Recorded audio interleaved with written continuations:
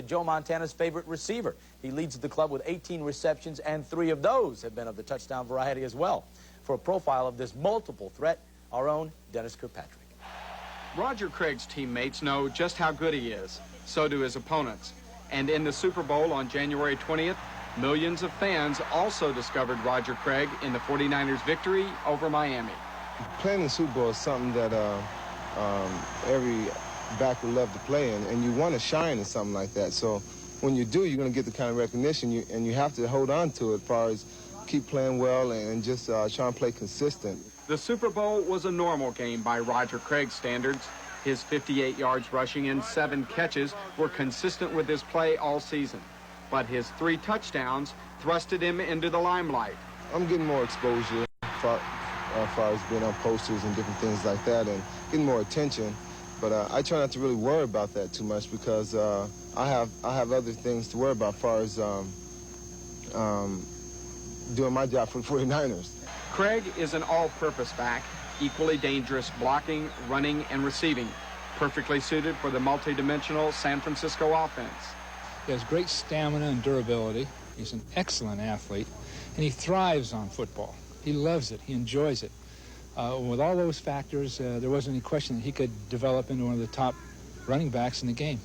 After 3 games this season, Craig leads the league in scoring, leads the 49ers in receiving, and is the team's #2 rusher. Just as importantly, he is durable. In this, his 3rd season, Craig has never missed a game. If you don't keep your work habits up, you're going to tend to get injured. So I just like to, try to keep working hard and don't forget what got me there, and that's working hard. As the fame of his Super Bowl performance fades, Roger Craig has fallen back into his less glorified consistency. But because of that Super Bowl, more people are taking notice. Dennis Kirkpatrick, CNN, Redwood City, California. However, the Raiders used the turnover to their own advantage. Tony Eason victimized by Lester Hayes. He steps up and gallops 27 yards for the TD, and at that point in the first quarter, it's 7-3 Los Angeles. Eason, however, before the first quarter ends, would come back. Off the shotgun. Receivers initially covered. He steps up, and then Irving Fryer breaks free. Wide open, makes a lunging catch. Into the end zone he goes, and then he celebrates with some of the fans as the Pats go in front, 10-7. Wilson back as they seesaw. It becomes 14-10 Raiders, still in the first quarter, on this Dokey Williams catch. A 38-yarder. Coverage had to have been missed. He was so all alone near the goal line. And now another mistake for the Raiders. The snap from Trey Junkin is high. Ray Guy can't handle it. Tries to come up with it, can't. Don Blackman, number 55, wipes Guy out. Andre Tippett picks up the ball and goes in 25 yards for the touchdown, 20-14. Defeat at the Orange Bowl in Miami behind them. Seattle, normally a team that has a huge positive differential when it comes to the giveaway takeaway table, has seen things reversed on them the past couple of games. 5 turnovers Monday against the Rams. 4 in the first half alone today. Danny Green fumbles the punt. The Chiefs recover at the 4. A couple of plays later, Herman Hurd gets the call. He takes it in, 2-yard touchdown run, and it's 7-0 in favor of Kansas City. Still in the first quarter, Stephon Page, playing in place of the injured Carlos Carson, makes a fine grab on this 34-yarder from Bill Kenny in between 2 defenders, makes it 14-0 Chiefs. Kenny scored on a 1-yard quarterback sneak before the half ended. Well, this might be the time to do it. And he hands off to Marcus Allen. The good news for Rusty is that Henry Lawrence is back in at right tackle. He left a moment ago. Where the Super Bowl champion 49ers are gunning for their 3rd straight win.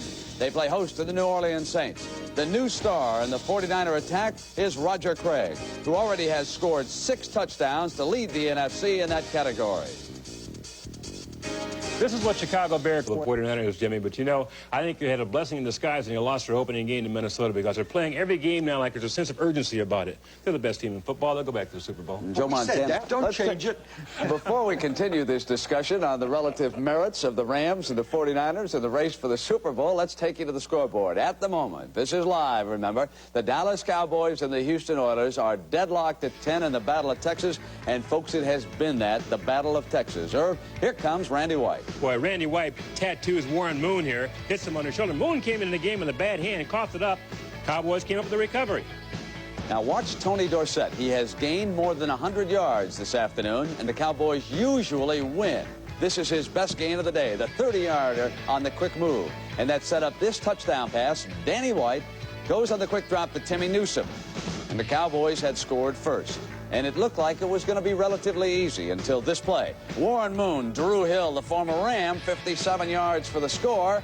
Then Houston comes back, blocks a punt, kicks a field goal. And a sidebar in that game, Raphael Septien, for the first time in his career, has missed 4 field goals. Fourth quarter in Philadelphia. Hilger has gone in to replace the injured Mark Wilson. This is by Tommy Kramer in that. Lynn Dickey was pressed back into service. Chiefs have been all over the Seahawks this afternoon, leading 23-9 over the Bucs. They led Chicago 10-0. The Bears have now scored 38 unanswered points for Mike Ditka. And this was the key. Willie Gault is about to haul back a kickoff following a field goal, 99 yards. This is the longest return ever for the Bears.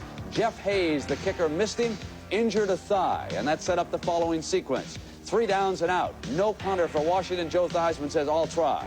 Here is his first and his last NFL punt.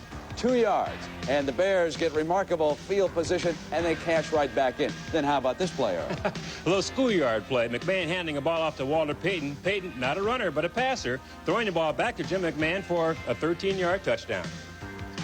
Joe Theismann and Joe Gibbs just couldn't understand it. They've been stuffed repeatedly, and now McMahon going straight back, comes back down the right sideline, and there is Walter Payton, 33 yards for a Bear touchdown.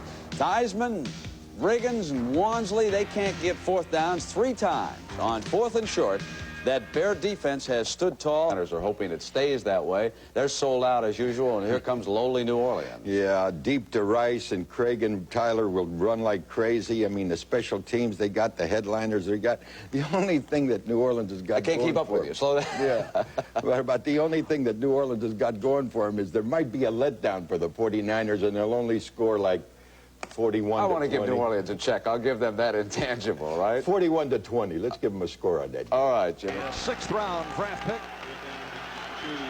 3rd and goal from the 2.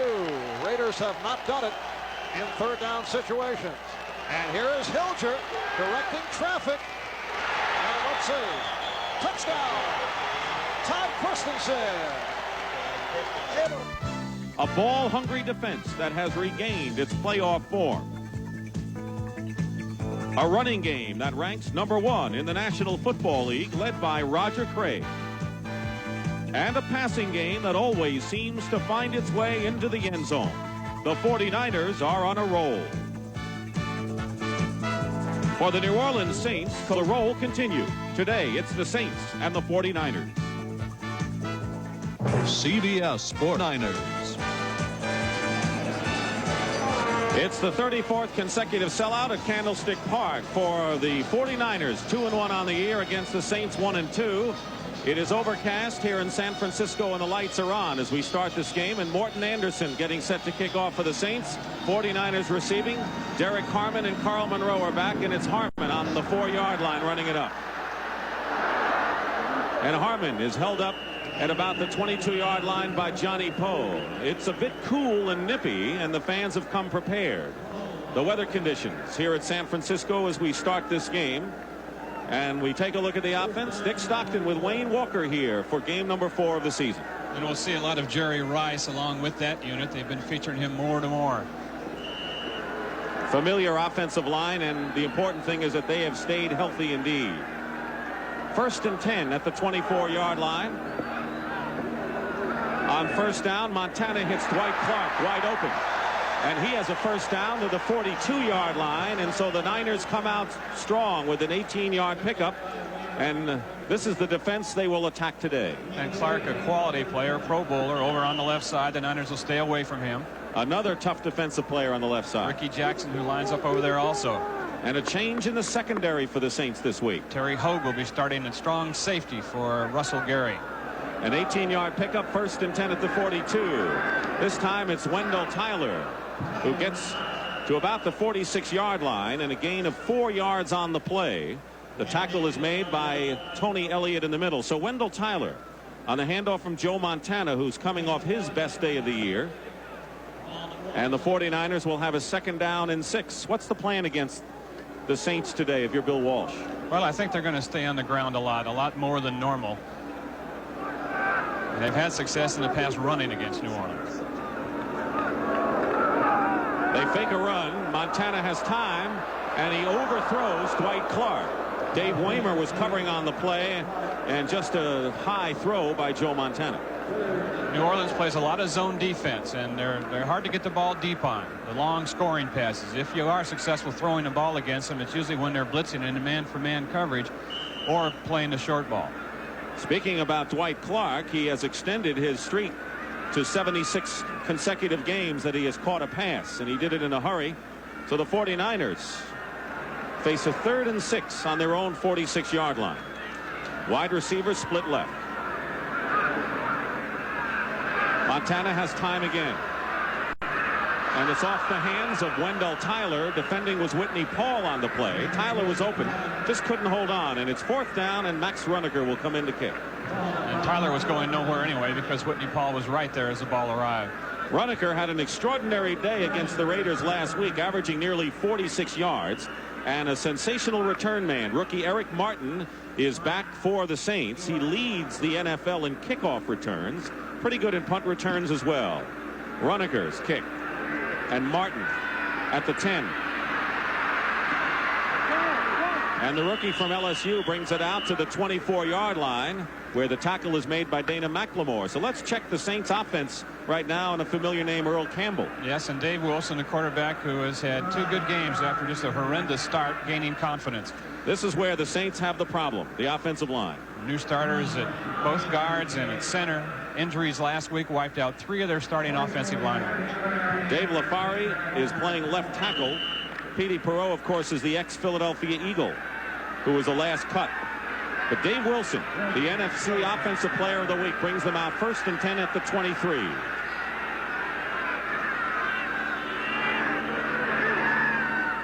Earl Campbell on the pitch.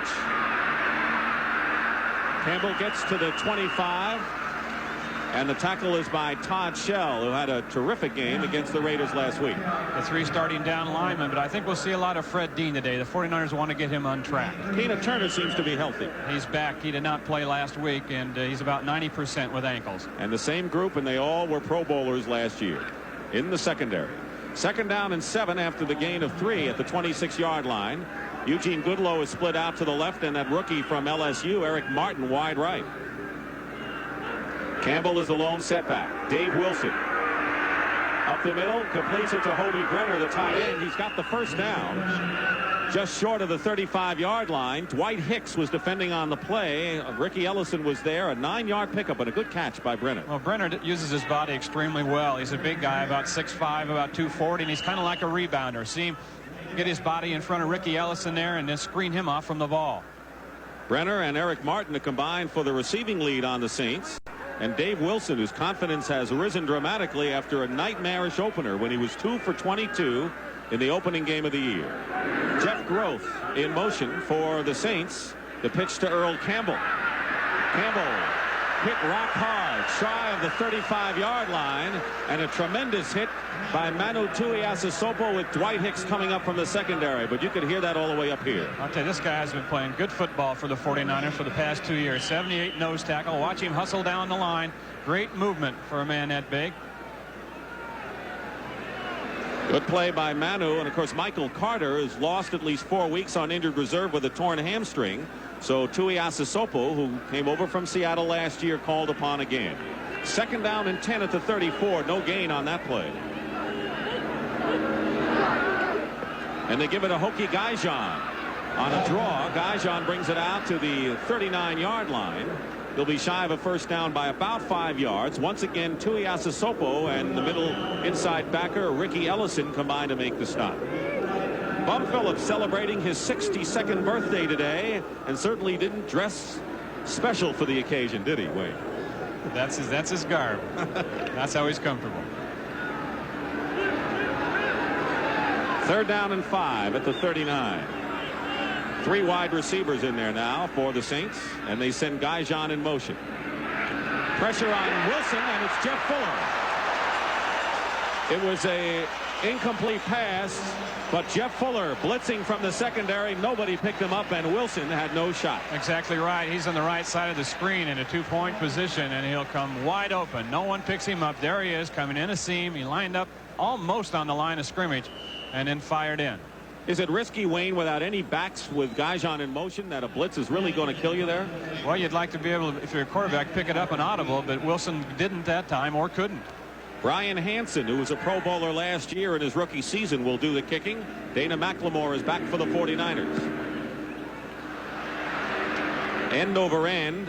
Bounces at the 35, and it's going to drop right there. And so each team has had the ball, and we have no score. We'll be back to Candlestick Park. For the 49ers, even though they've dominated New Orleans. Especially tough defensively at the start of games. Walsh says that New Orleans has done a better job on them and through 3 quarters than anyone. First down and a running play to Roger Craig for just a couple as the series starts from the 21-yard line. Dallas is leading Houston 17-10 after Houston came back and tied the game at 10. There's a tie in overtime at Veterans Stadium between the Giants and the Eagles. The Raiders leading New England 28-20 in the 4th quarter. And Minnesota, after squandering a lead against Buffalo, has it again 27-20 in the 4th quarter at Rich Stadium. Second down and 7 at the 24 for the 49ers. Montana to throw and drills it. But it's a little bit wide for Dwight Clark, and Dave Waymer covering on the play. Incomplete will be 3rd down and 7. St. Louis coming back from their loss to the Giants. Detroit. Eric Hipple with the touchdown pass and then ran one in at the end of that game. And look at this one. The Chicago Bears really rolling it on the slumping Washington Redskins, and there's a team with problems. 3rd down and 7 at the 24. No score. We have 9 minutes and 56 seconds to go first quarter. Montana back to the 15. Rushed by James Geathers. Gets it away. Incomplete. Wendell Tyler was the intended receiver, and Frank Watlett, the free safety, was defending. And James Geathers, the second-year defensive lineman, almost got to Montana. Yes, he did. A couple pretty good defensive sequences here by New Orleans to start out this game. They run Montana out of the pocket left. He'll throw it on the run to Tyler, but to no avail. You talked about how tough the Saints are defensively against the 49ers. They've proved it here on 2 series, and here's Max Runeker in to kick for the second time. Gets off a good high kick. Eric Martin chases it, but it'll go out of bounds. The Saints will have decent field position, however, and let's see where they'll mark it. It'll be just about at the 45, their own 45-yard line. The 49ers have beaten NFC West teams 9 straight times.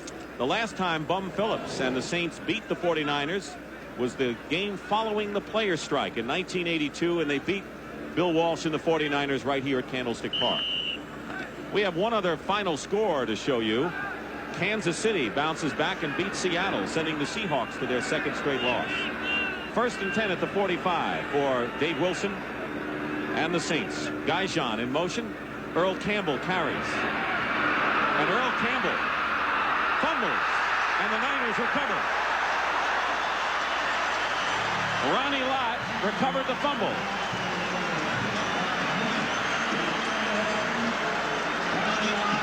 That's the left guard, Petey Perreault, and the left tackle, Dave LaFari, come around and get good blocks. Campbell breaks into the open. Let's see how he loses it. Ronnie Lott just reached in and looked like he stripped it away as he was coming off a block. New Orleans had something good going there. So Ronnie Lott, who had his first interception. Eric Martin facing 2 of the finest defenders in the NFL in the secondary. A good throw, but a dangerous throw. Hicks might have a chance at this one. But Wilson rifled it in, and number 22 was there to get a hand on it, along with Eric Martin. 49ers went the first 2 games without an interception, and then Todd Shell and Ronnie Lott picked passes off last week. 3rd down and 7. Fuller and McLemore are in the nickel package. 3 wide receivers in there for the Saints. Wilson steps up and hits Hobie Brenner, and Brenner has a first down. So they found the underneath seam to the tight end. Hicks and Shell make the stop. 18 yards to Hobie Brenner, who, by the way, caught the winning touchdown for the Saints last week. Had 8 catches coming into this game. That was tied for the team lead. And he uses that body again. He knows how to work around those linebackers and find open spots and then use his size. Tight end who really has the whole package. He can block, he can catch, and he can run. Torrey Nixon, the rookie, who was acquired from Washington, replaces Carlton Williamson for the 49ers. 1st and 10 at the 42. Wilson and Eric Martin dropped the ball. He had beaten Wright going on a post pattern and just dropped it incomplete. Surprising, too, because Bum Phillips and the New Orleans coaching staff said that Eric Martin, a young rookie, is a gamer. He plays better in games than he does in practice. He had that one right in his hands.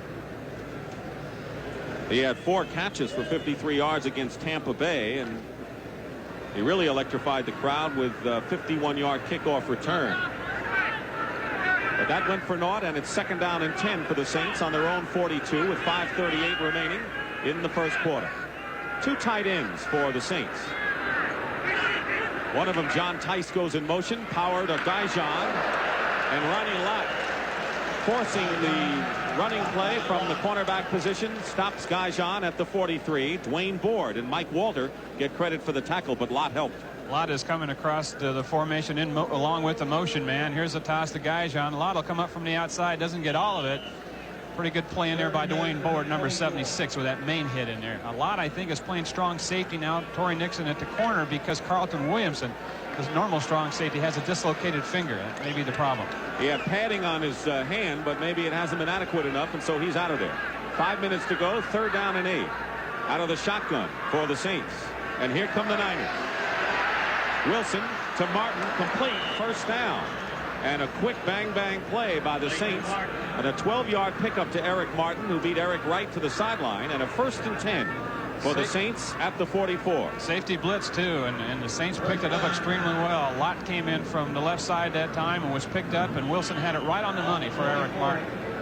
So we get a glimpse of the good hands of Eric Martin, who really has been a pleasant surprise for the Saints.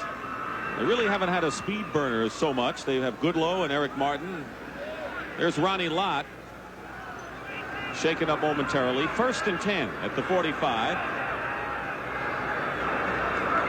Wilson to throw on 1st down. Going up on top for Goodlow. And it's intercepted. Dwight Hicks.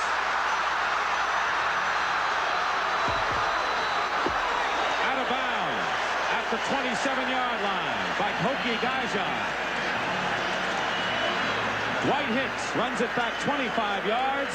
The veteran of the secondary with a big interception. We talked about Wilson making a dangerous throw earlier. This one's just about the same. Now Hicks playing a marvelous center field out here. He covers so much ground when the ball's in the air.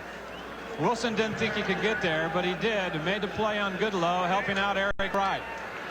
Hicks will bait you back there. He'll let the quarterback think that the guy's open and then make up that yardage on him while the ball is in the air. That's the way a good center fielder free safety plays it. 49ers 1st and 10 on their own 27-yard line. Wendell Tyler up the middle. They're going for the ball. Tyler protects it and moves it out to the 35, where Terry Hogue makes the tackle and an 8-yard pickup for Tyler. So 2 turnovers by the Saints, and let's see if the 49ers can capitalize. With 4:20 remaining in the first quarter, still no score between New Orleans and San Francisco.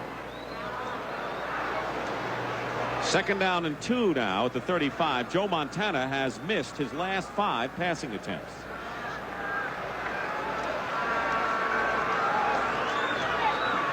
He goes to Tyler, and that'll be close to a 1st down.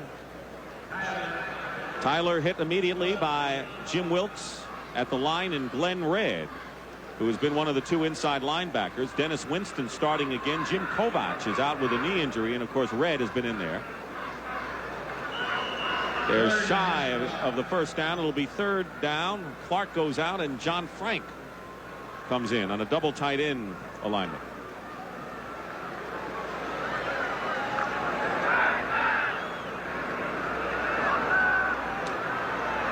Third down and 1 at the 37. Tyler. It'll be close.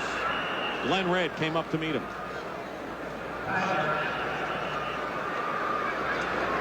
Joe Montana keeping the ball largely on the ground here in the first 3 or 4 series of this game.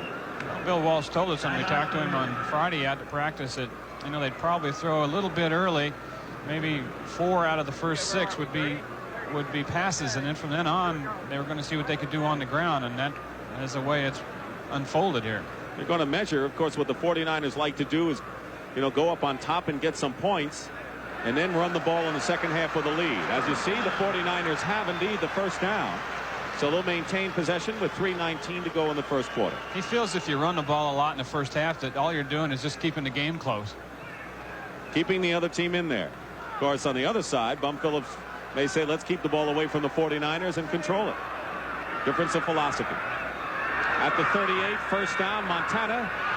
That pass was behind Russ Francis. So Joe now has missed his last 6 passing attempts. Well, he had some people in his face that time. New Orleans gets a good push. Their nose guy, Tony Elliott, the nose tackle, is kind of a guy they call a slugger. Gets a good push, and he was back there 3 or 4 yards that time and had Fred Quillen back there with him, and Montana kind of had to throw around a pile. There's Tony Elliott, whose asset is quickness. Forced to start when Derlin Moore went on injured reserve. 2nd and 10 now at the 38. Tyler. Glenn Red got a hold of him, and Tyler got another couple of yards out to the 43-yard line, where it'll be 3rd down and about 5 for the 49ers. Glenn Red. Counter play that time, and one of the guys leading that play was the right offensive tackle, Keith Fahnhorst. Came all the way around, pulled left. 3rd down and 4. Already Tyler has carried 8 times in this first quarter with less than 2.5 minutes to play. Freddie Solomon to the top of your screen. Dwight Clark at the bottom. Pressure. Swing pass to Craig. See if he has the first down. Whitney Paul chased him out of bounds. And they're going to be shy of the first down, and so Max Runager will come in and kick. So Roger Craig on the receiving end. He's the leading receiver for the 49ers for the first time today. Montana was a little upset with Roger Craig that time by the manner he came off the field, and Craig didn't really get after that first down marker over there. Runager kicking again. Martin will watch this one. Takes a 49er roll out of bounds inside the 5-yard line, and they're going to mark it on the 1.5. Score with 2:06 to play in the first quarter, and Carlton Williamson, the 49er strong safety who went out briefly, is now back in the ball game, and Max Runager with a sensational 51-yard coffin corner kick has hemmed in the Saints to their own 2. Now, they were saying last week that Bum Phillips and King Hill, his offensive coordinator, opened things up a little bit more. If that is the case, maybe a play-action pass here.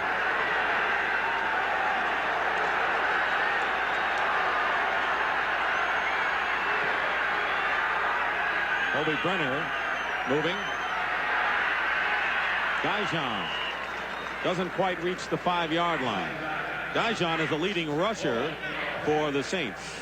Check some scores for you. The Raiders come back and beat New England.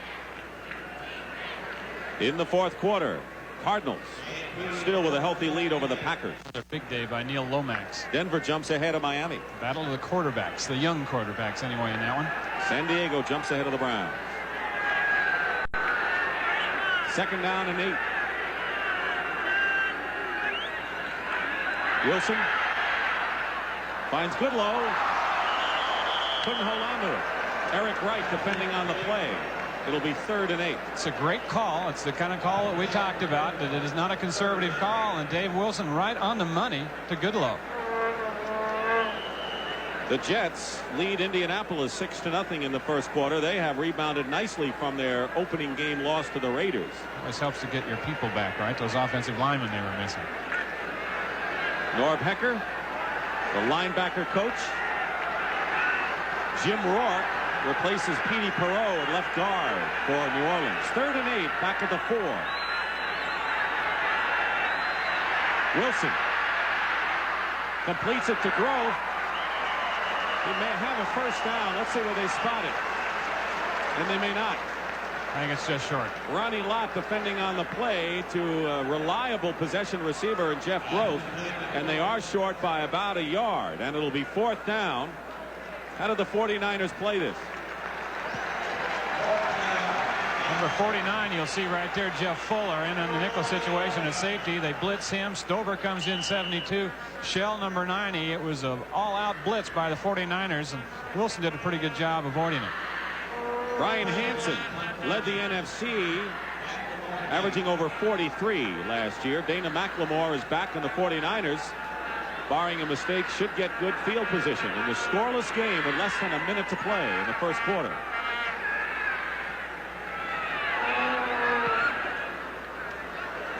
Here's McLemore. He's going to let it drop, and it rolls into San Francisco territory, but the 49ers will take it at the 43-yard line. So a 46-yard punt by Hansen, no return. The 49ers will have good field position with 20 seconds remaining. Next Saturday on CBS Sports College Football, you'll see one of these two games. Michigan State against Iowa, big one. All those teams won yesterday, too. Michigan State won, and Iowa won big, 57-3 over Iowa State. Or Arizona State and UCLA, and boy, did Arizona State really put it on the Trojans. Shut out USC, 24-0. Next Saturday, 2:30 Eastern, college football on CBS. 1st and 10 at the 43, Montana. Jerry Rice cutting across the middle, and again you saw Ricky Jackson storming in on Joe Montana. Featuring more and more every week against the zone right here. You see the deep safety back there, the free safety. Rice makes his cut in front of him, and we've seen about 4 or 5 passes drop both sides now. No excuse. Rice had his finest day in his short pro career with 3 big receptions. He's become the big yardage man, the big play man for the 49ers. 2nd down and 10 at the San Francisco 43. Wendell Tyler follows Randy Cross into Saints territory at the 49-yard line. An 8-yard pickup, and it'll be 3rd and a couple as the clock winds down.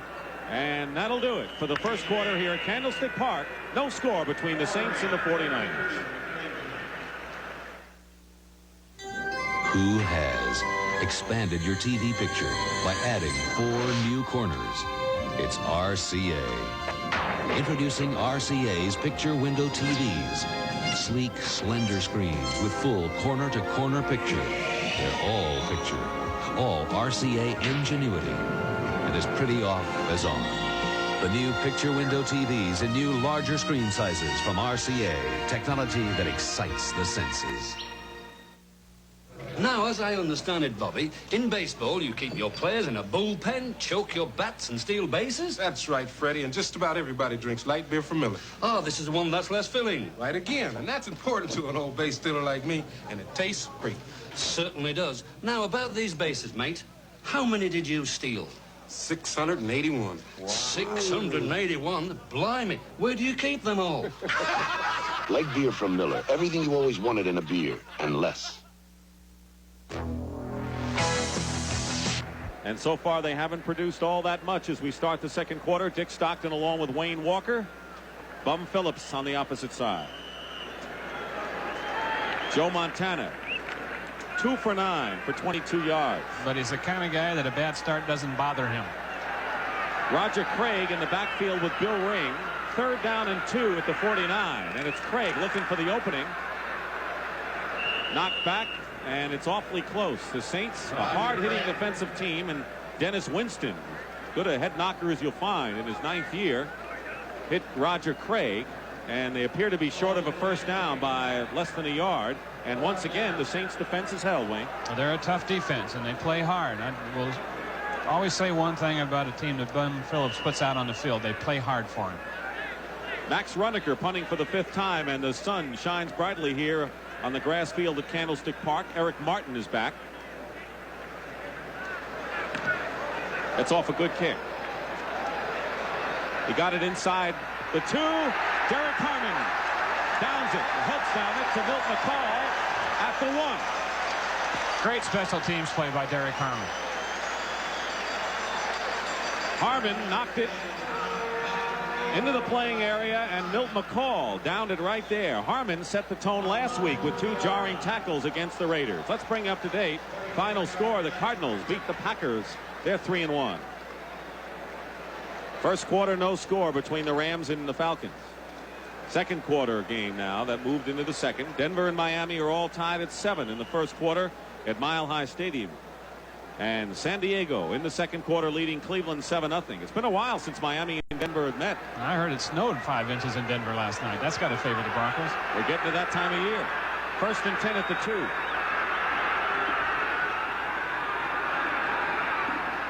Dijon out to about the 5. So for the second straight time, the Saints have to start on their own 2-yard line. Making the tackle was Michael Walter.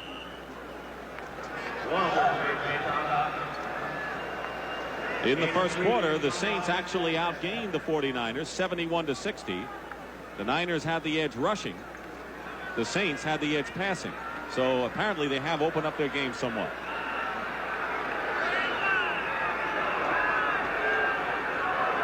Second down and 7. Hardy in motion.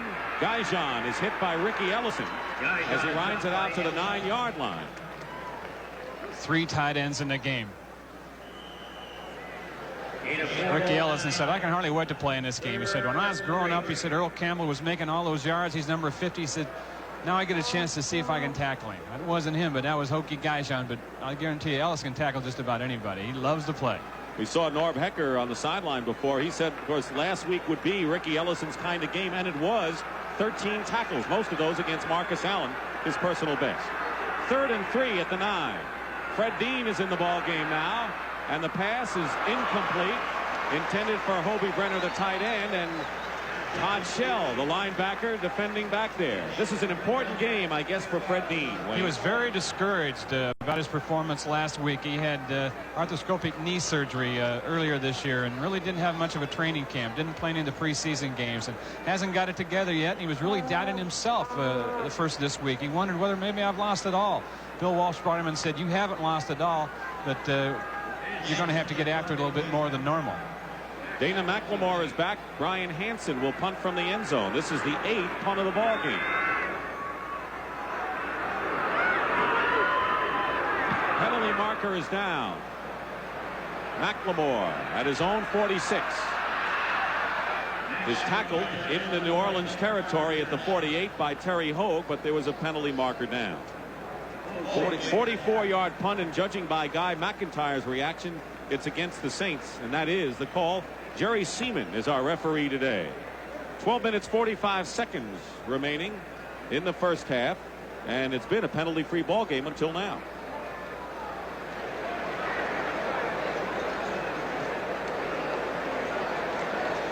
Bring it back and have him kick it again. Nothing Bum Phillips would want more on his 62nd birthday and to win his 2nd straight game and go 2-2 and knock off the defending champs. Here's Jerry Seaman.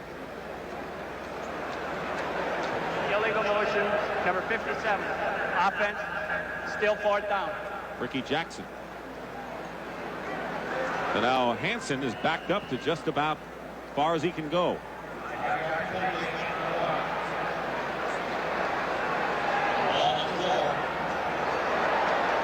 Saints are blessed with 2 strong kickers in Morton Anderson and this man, Brian Hansen, out of Sioux Falls College. In the air. And he missed it. And that's where the 49ers will get it when we come back on the New Orleans 28. See Michigan State play Iowa or Arizona State against UCLA next Saturday on CBS Sports. This is Cajun Country, where the tradition of... And your local Ford dealer who invite you to drive the new Ford Aerostar. Have you driven a Ford lately? And by RCA, creators of video technology that excites the senses.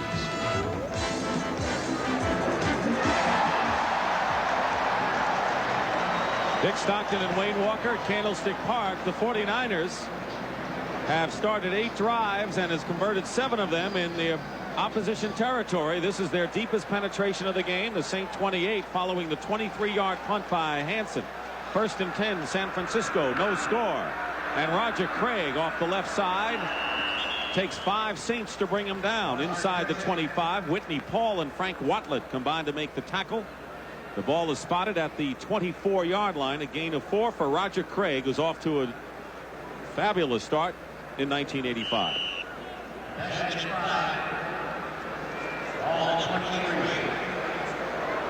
Gain of 5, second down and 5. Jerry Rice in the game goes to the top of your screen. Dwight Clark at the bottom.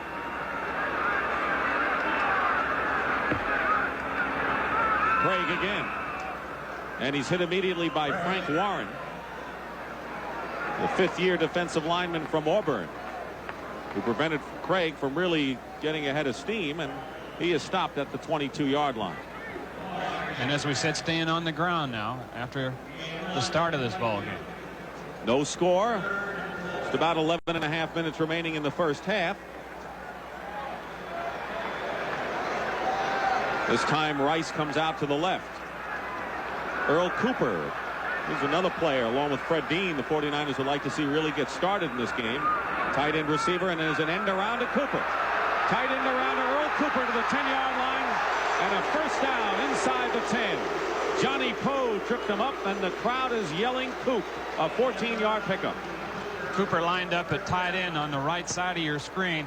Fakes the handoff to Roger Craig. That's Cooper right there. Randy Cross, 51 on the pull. Warren can't catch him from behind.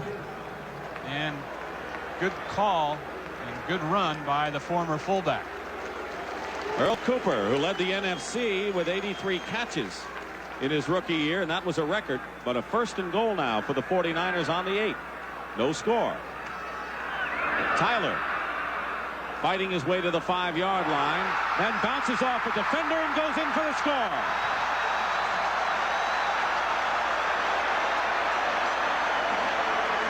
Frank Watlett missed the tackle as Tyler went off to the left side, and he bounced off like a billiard ball and then went untouched off the right side in for the touchdown. An unusual play, to say the least. New Orleans players can't believe it. They thought they had him stopped.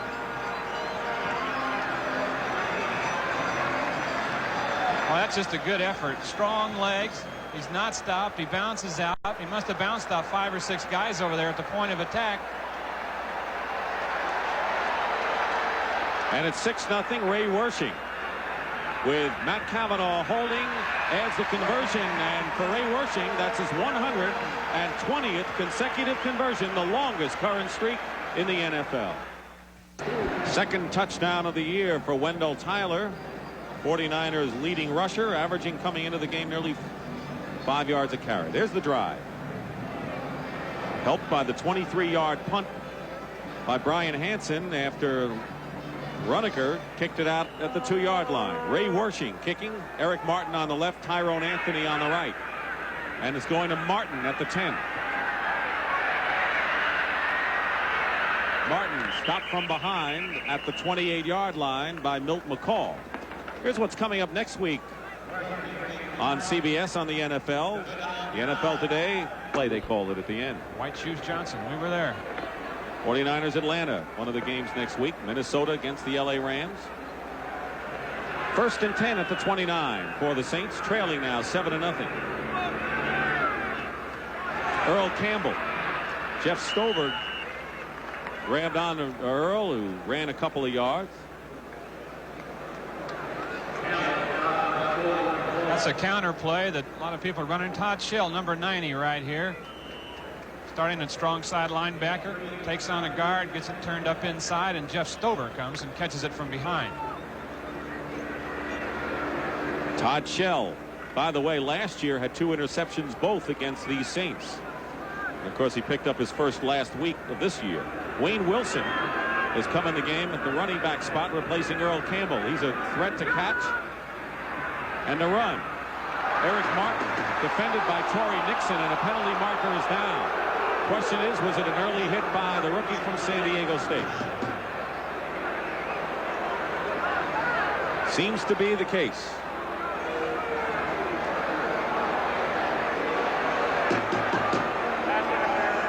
Defense, first down. Automatic first down. Take a look at the end of it right here. Nixon is number 20. And it looks like he's in there early. And the reaction from Torrey Nixon. Oops, got him that time. Dwight Hicks has come in the ball game now.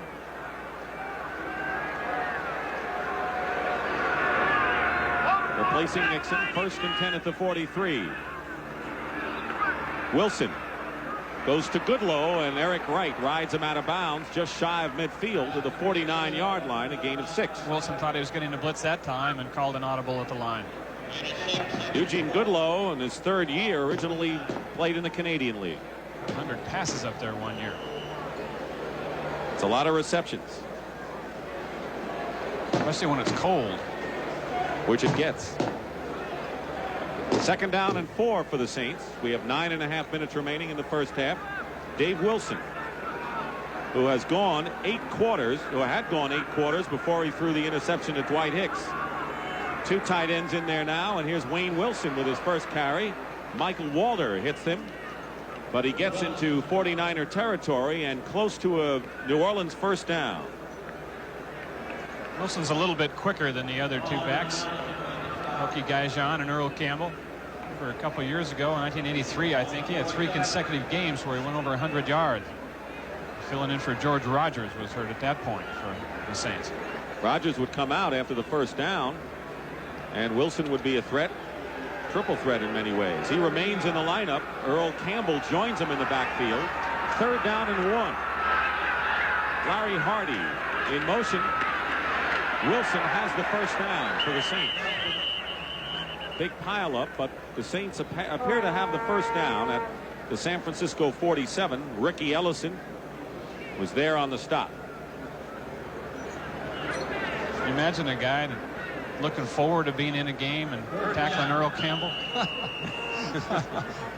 That's Ellison. Of course, fortunately for Ricky, he waited until Campbell carried 2,000 times in his career. Yes. It wasn't the same Earl Campbell. I don't think it would have made any difference. I think Ricky would have liked to have been there then, too. I think you're right. Jim Stuckey replaces Jeff Stover at left defensive end. 1st and 10 for the Saints on the 49er, 47. Campbell in the backfield. He gets the ball up the middle. Tripped up at the 41-yard line. Gain of 6. Dwayne Board on the stop. He might have ran through Ricky Ellison that time. I think Ricky got an arm on him. Let's take a peek at it. Ellison is number 50, backing up the line right there. He comes over and reads, takes on a guard. Petey DeBarreau gets rid of him, and yes, sir, that was Earl, Ricky. All right, he says, now let's move on to other things. 2nd down and 4 at the 41. 49ers lead the Saints 7-0. 7:45 remaining in the first half. Wilson getting a rush from inside, dumps it off to Campbell, and it's intercepted by Michael Walter.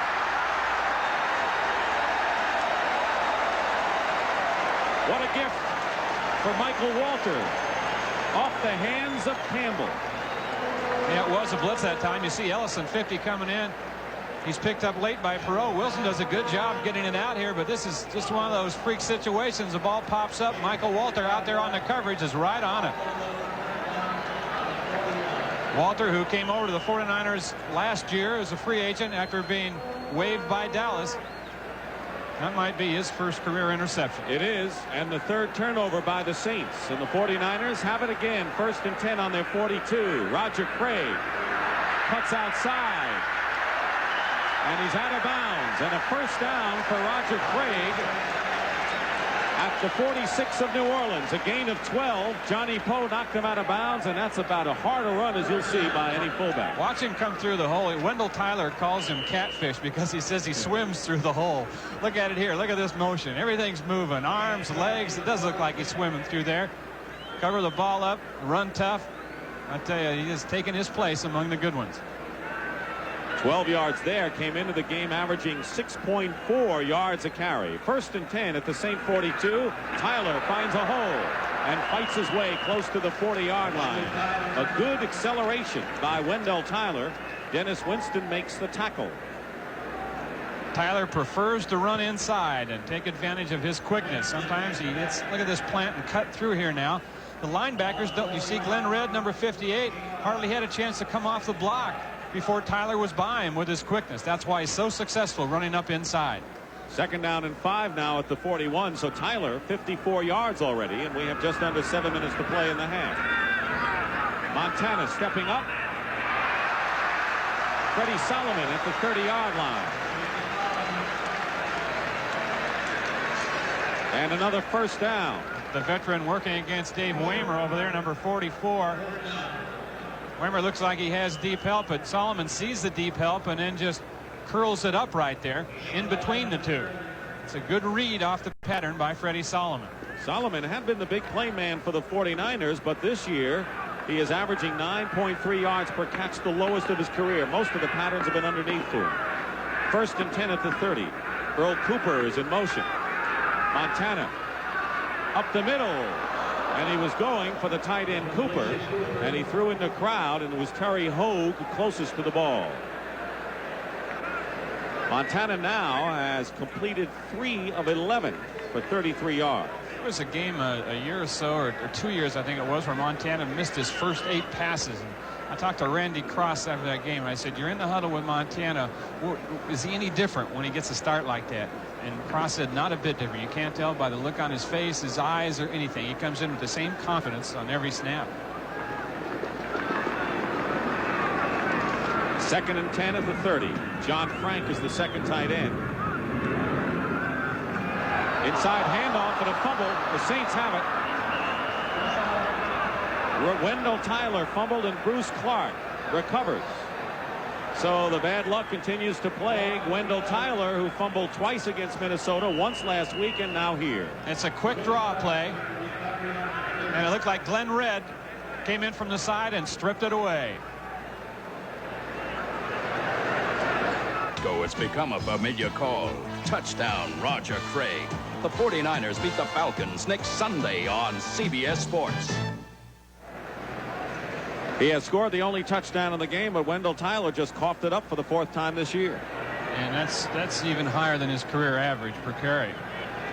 Saints 1st and 10 on their 30-yard line. Hokie Gajan in the backfield. Fumble again. And the Saints recover.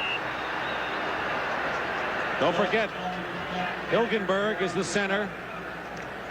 They were juking around up there in the middle like they were blitzing. Carlton Williamson, number 27, the safety, comes in. Ricky Ellison there.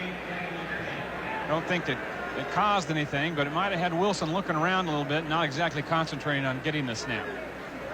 Most critical loss of those 3 linemen, according to Bum Phillips, was Steve Court, the center. They lost Brad Edelman and Kelvin Clark as well, but Court was critical. Second-year man Hilgenberg in there. It'll be 2nd and 10 at the 30-yard line. Wilson getting an inside rush, completes it to Gajan, and Hokie carries it out to the 40-yard line after the catch, close to a first down. Michael Walter and Ricky Ellison both make the stop. Watch Gajan, he's in the backfield. He'll check right there, no blitz coming, so he filters out. Wilson looking at him all the way, and wasn't it great, Dick, how the 49er players talked about Hokie Gajan the other day when we talked to him. They were likening him, his effort, to William Andrews, great running back of the Atlanta Falcons. They said that this guy right here is determined to get every inch he can get on every play. That's a pretty good compliment for a guy who was a long shot to make a team. Shy by inches. It'll be 2nd down and inches. John Tice make it 3rd down. 3rd down now. John Tice, another tight end, comes in the game, and Eric Martin, the wide receiver, goes out. So a short yardage play for Bum Phillips Saints. Meat and potatoes, grind it out kind of style, although we've seen more of an open play from them than we have in a while. 3rd down and inches, and 3 tight ends for the Saints. Gajan is the running back.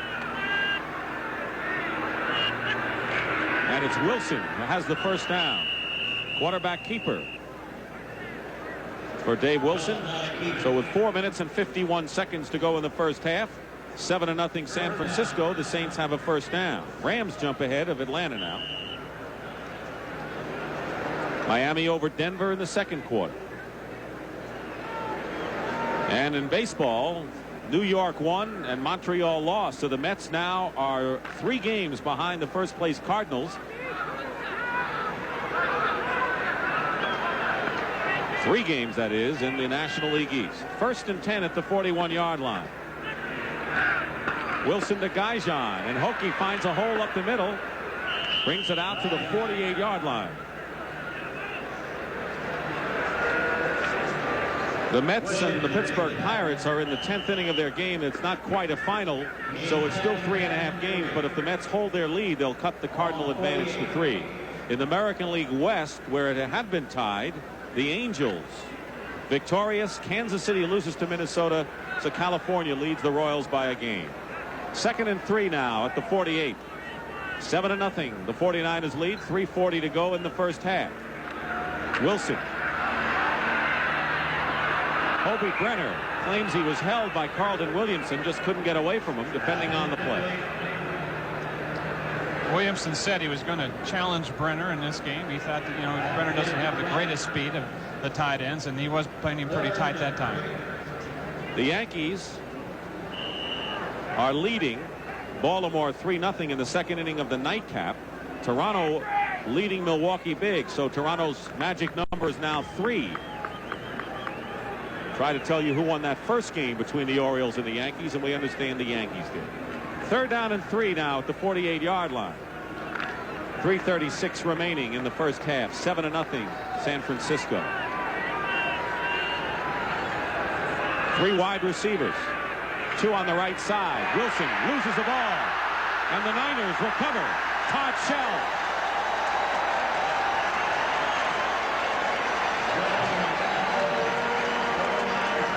That's the 4th turnover of the ball game by the Saints. Doing a lot of blitzing off their nickel situation. 72 is Stover, but Jeff Fuller, number 49, the safety blitz, comes in. Ball is down. Todd Shell is on it, number 90.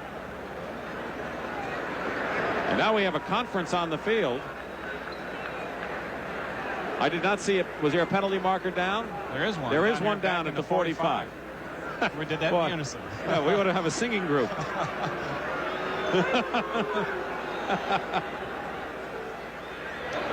Holding, number 42. Defense prior to the recovery. Going back. Bum Phillips with a round of applause for that call, and that's going to save the Saints another turnover. And Bill Walsh, I think, is getting ready for one of his halftime talks, the kind he gave in the Atlanta game when the Falcons led the Niners 10-0 at halftime. They asked him, what kind of talk did you give at halftime? He said, I just mentioned the score. Ronnie Lott.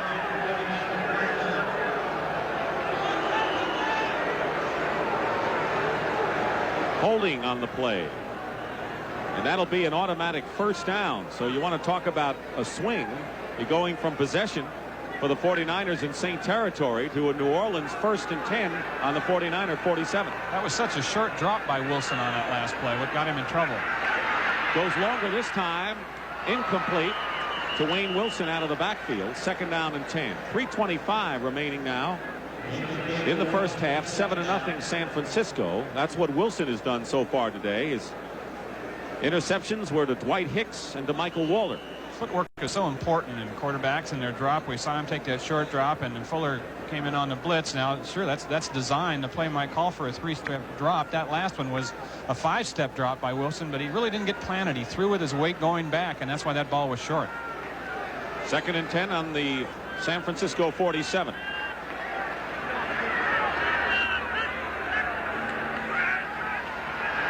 Wilson up the middle of Hobie Brenner.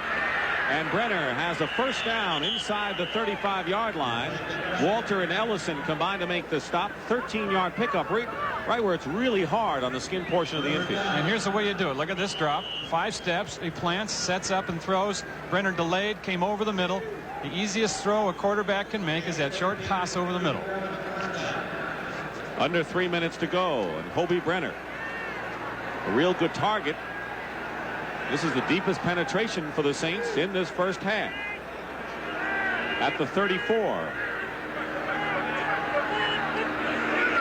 The pitch. Wayne Wilson inside the 30-yard line. Manu Tuiasosopo making the stop. Each team still has 3 timeouts remaining as we have 2.5 minutes remaining in the half as the Saints are driving, trying to get the tying score here. Surprise there. You know, I don't want to say it, but I will. It's just really a typical New Orleans San Francisco game that's just following the script of the way they've played each other over the last 4 or 5 years. 49ers have won 8 of their last 9. Wayne Wilson again almost has his jersey ripped off. And we're going to have our 2-minute warning coming up right now. 7-0 San Francisco. Surprisingly tough game for the 49ers. 3 touchdowns in 4 games in the first half. Unlike the 49ers of last year. Well, the Mets have beaten Pittsburgh 9-7. And coupled with the Cardinals' loss to Montreal, the lead is 3. And don't forget, the Mets have 3 big games in St. Louis this week. That's in the National League East. And in the NFC West, the Rams lead Atlanta 10-3 in the second quarter. 3rd down and 3 at the 28-yard line. The 10th play of the drive upcoming for the Saints.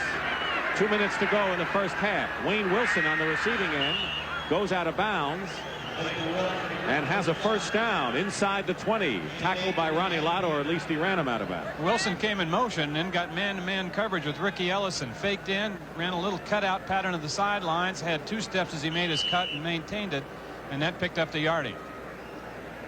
So once again, we have to harken back to the big turnaround. Instead of a fumble recovery by the 49ers, there was a defensive penalty on the play, gave the Saints new life, and they've taken advantage of it to this point. 1st and 10 on the San Francisco 19.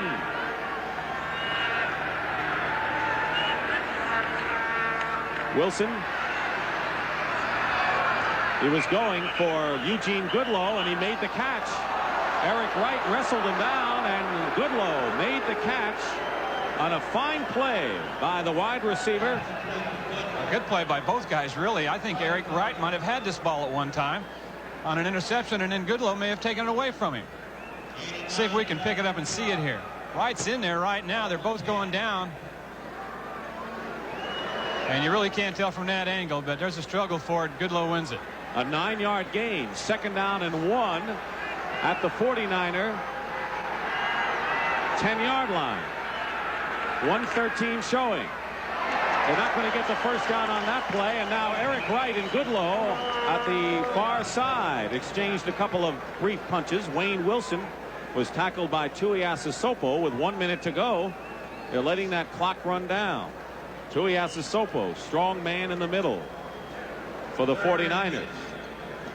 It'll be 3rd and 1. Clock continues to run. Where are the timeouts? The Saints have them. And now the Saints call their first timeout. We'll be back.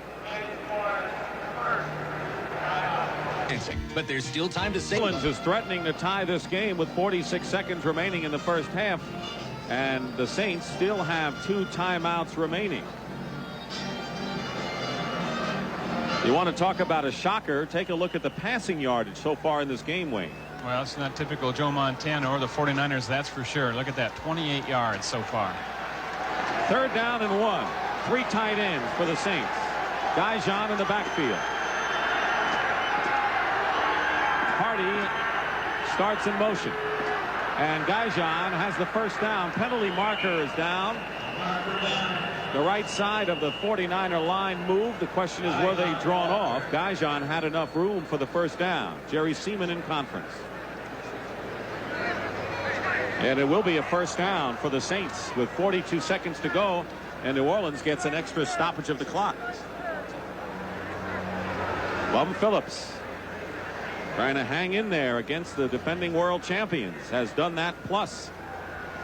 And Bill Walsh frustrated. Offside, defensive, right end, first down. 1st and goal at the 4 for the Saints. 7-0 to score. Touchdown came in the second quarter when Wendell Tyler ran 8 yards for the only touchdown up until now. The Saints have survived 3 turnovers so far to be in a position to tie this game going into intermission.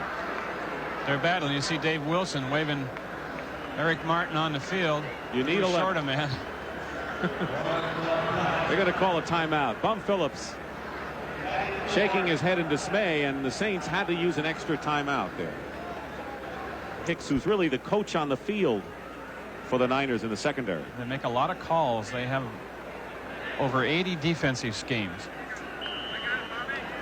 Drive on their own 31 with 6 minutes to go in the half. They've chewed up a lot of time. Question is, will they score? 1st and goal at the 4. Gaijan will score. Dave LaFari with a key block. So the turnover that didn't happen because of a penalty backfires for the 49ers, and the Saints with great ball control. Gaijan might have pulled a hamstring, has scored. Watch number 64, Dave LaFari, make the pull on Carlton Williamson, make the hit. Gaijan tough running up inside. Nobody laid a hand on him, and he's in the end zone, and he may have pulled a hamstring. Morton Anderson, who's 7 for 8 in conversions, with Guido Merkins holding, and he ties the ball game with 39 seconds remaining. So the Saints wend their way down the field. The 49ers know they must win to keep pace with the Rams, who are leading Atlanta right now in a game going on down at defending champion. It's whenever you play a team, that's their big game. That's the game to them that will prove whether they're a good team or not. There's a scoring drive, a 5-yard touchdown by Hokie Gaijan. Second touchdown rushing for the Saints and for Gaijan. Anderson kicking off. Derek Harmon and Carl Monroe are back, and it's heading for Monroe about 3 yards in the end zone. And he's going to keep it in there for the touchback. Now, Wayne, the 49ers have all 3 of their timeouts remaining and 39 seconds to go, so they do have something to work with here. That's plenty of time for them to get down. I'm not saying it's unless they break something long, it's time to get in the end zone, but it's time for them to work down and perhaps give Wershing a shot at a 3-pointer. They have Jerry Rice, their big play rookie, in there, along with Freddie Solomon and Dwight Clark and Earl Cooper, and they're going to send all 3 of the 4 receivers out to the left side. 1st and 10 at the 20. Montana going to the right side to Jerry Rice. Incomplete. Defending was Dave Wayman. Ball was overthrown for Jerry Rice. They're trying to get a zone rotation towards those 3 wide receivers on the right-hand side, which would leave Waymer single coverage with Rice. They got it, but the ball wasn't there for Montana. In the last 4 years, the 2 games in which Montana has thrown the fewest passes have been against the Saints. He threw 17 last year in one game, 11 4 years ago. He's 3 for 12 right now. 2nd and 10, dropping way back, dumps it off to Roger Craig. And Craig is hit at the 27-yard line. 25 seconds to go, and the 49ers quickly call a timeout. Terry Hogue defending on the play, and a good hit on Craig. It was a courageous hit, too, by Terry Hogue. They had 2 or 3 linemen out there in front of him, and he knifed in. Real reckless shot and made a fine tackle. Now watch the play action there to Craig, and Craig will be the one that'll end up getting the football. The lineman turned loose. Craig drifts out there with him. Pretty good protection. Crosses out there, and so's theirs, but Hogue comes in. Number 24. Montana, who has thrown for only 41 yards in the first half so far, has his work cut out. It'll be 3rd and 2 with 25 seconds remaining in the half. Bill Walsh, perturbed to say the least, in a 7-7 ball game.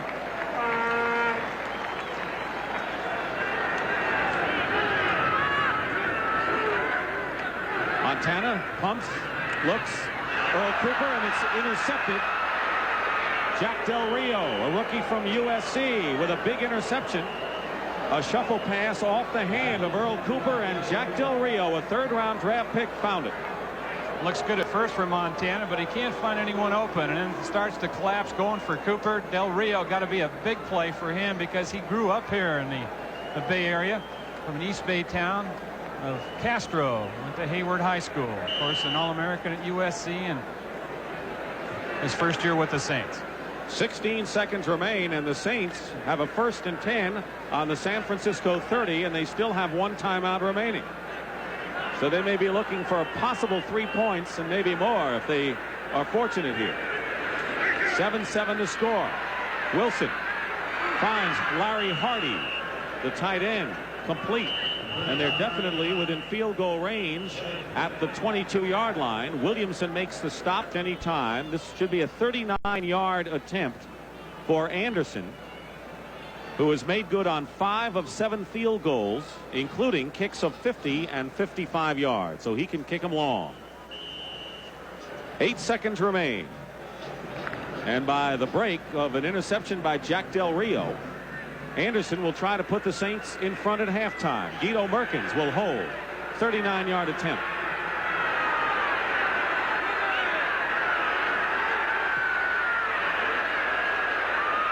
And the kick is good. And so the Saints, who are looking just to get back in this ball game, find themselves with the lead for the first time.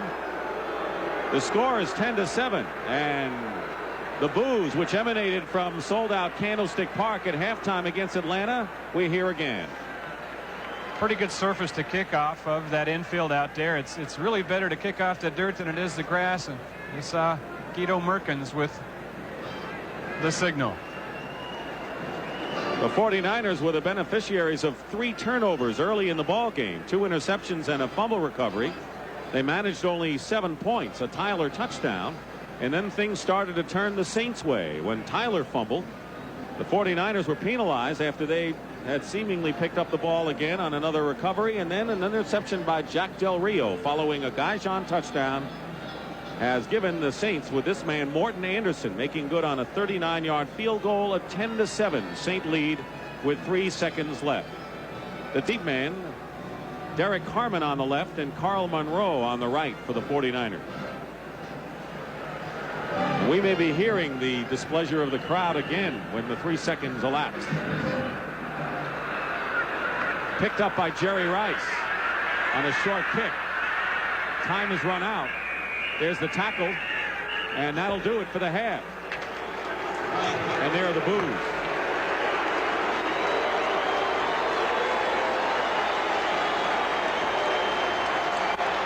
At the end of the half, New Orleans 10, San Francisco 7.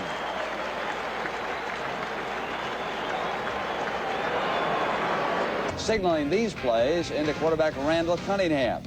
And Leonard Marshall doesn't let him get the pass off. Bill Parcells was hoping his defense could again turn the trick. As Phil Simms went to Mark Bavaro, the rookie tight end from Notre Dame, and Irv Bavaro just does get across the plane. He does a good job here catching the ball at the 2 and being bounced around like a pinball on a machine, spins in for the touchdown. Late in the game, the Giants are trying to hold on. The Eagles come storming. They just get to Simms' arm. He throws a pop fly to Herman Edwards. The 2 go into overtime, but then it was all Giants. Second Eagles play in the overtime and run the ball once. Jaworski goes to the air. The ball's tipped. And Elvis Patterson, a USFL refugee, picks this one off and goes 30 yards for the touchdown, and the Giants win in overtime. All right. Lyle Alzado, number 77, will recover it for the touchdown. Hayes also got in on an interception and touchdown passes. Buffalo was expecting the pass here. Instead, he hands off to Ted Brown. He ran down the left sideline, and that was the winner as far as the Vikings are concerned. Their record now is 3-1, and of course, they will be playing the Rams and scoring that game. From the shotgun, Neil Lomax. Hayes, here's one of your buddies. Stump Mitchell does it all. Great blocker, great kick return man, great receiver. Made a game. And watch Darren Cherry. He picked off 4 passes. That ties the NFL record for interceptions in one game. Irv, what's the most interceptions you ever got in a game? And over the winless Tampa Bay Buccaneers. And here it is. Hipple to Nichols, touchdown Detroit. And that sequence points. And oh, how they love this return. Boy, I tell you, there's an old adage in pro football, Brent, that says speed kills. Willie Gault, a world-class sprinter, world-class hurdler, runs 109.3, takes this ball on the 1-yard line and romps 99 yards, the longest kickoff return in Soldier Field for a Bear. Jeff Hayes injured, couldn't punt. Joe Theismann says, I volunteer. This is his last punt in the NFL. 2 yards, and it set up a Bear touchdown. They later came back. McMahon to Peyton. Walter cuts back, almost slips, comes up firing, and guess who's open? The quarterback. Touchdown, Chicago. And Joe Theismann and Joe Gibbs just can't figure out what's gone wrong with this Redskin team. McMahon dropping straight back, and this time he's going to go to Peyton. 33-yard touchdown. And the Bears put up 38 straight points. 3 times the Redskins had 4th and short. And on all 3 occasions, Chicago stuffed them right there. I have a question. They called this play dead in this game that we were about to see. Now, was he indeed in the grasp? I'm speaking about Dieter Brock, the Ram quarterback. In my opinion, he was. We'll see the footage here in a second. Brock goes back for a pass. Here he's caught right there. Right, this play is over. You know, of course, now the ball's picked up by... How come they protect the quarterbacks like that? Well, you have to protect the quarterbacks. Even a losing ball. Falcons were robbed. Okay, the ball's called back. Here's the thing you like. That's speed on the outside. Darn right. Henny Ellard is a pretty good punt return man. Great open field runner. Boy, look at that footwork. There he goes, 64-yard touchdown. And that's the difference in the game, too, right there. 10-3. And again, they're about ready to start the second half down and settled for a field goal to pull to within 3 points. Dan Fouts is out with a knee injury. Could be serious. He's going to undergo arthroscopic surgery. Will be 3-1, and they were blown out back on the something to Joe Montana's back problem. He's not had a good half, has he? 4 of 14, 31 yards, and 1 interception. But how about this run by Wendell Tyler? Really a great play on Tyler's part. But on the other hand, the defense relaxed. Rule number 1 on defense, but you never stop until the whistle blows. Tyler breaks those tackles and goes in there for an 8-yard run. And then Bum got the big touchdown here by Hokie Gaijon. Hokie Gaijon. This is O'Connor play off his right guard. Very basic play in football. 5-yard touchdown run. Not only is New Orleans outgained San Francisco, Wayne Walker, but look at time of possession. They're playing that ball control style, which works so well for them. And other than the 3 turnovers that they had early in the ball game, it's been almost a picture-perfect game for Bum Phillips. Well, it has, and the time of possession was... Oh, well, let's see if San Francisco comes out throwing. On his 62nd birthday, Bum Phillips Saints lead the 49ers 10-7, and Ray Wersching will be kicking off to start the second half. Eric Martin on the left and Tyrone Anthony on the right for the Saints. So for the second time this year in 4 games, the 49ers are trailing at halftime to a divisional foe. Wersching's kick heading over for Anthony at the goal line. Tripped up.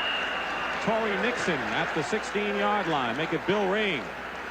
Should have known. Bill Ring. 16-yard line. The quarterback comparison. A surprise in the first half. Only 41 yards for Montana. Dave Wilson, as Wayne mentioned, protected well. There have been no touchdown passes thrown. Saints on their own 17-yard line.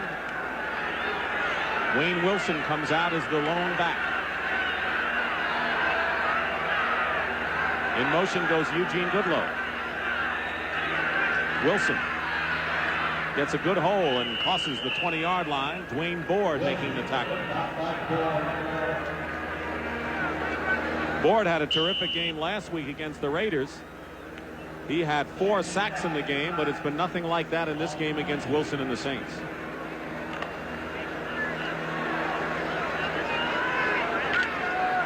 That's what the turnovers have produced.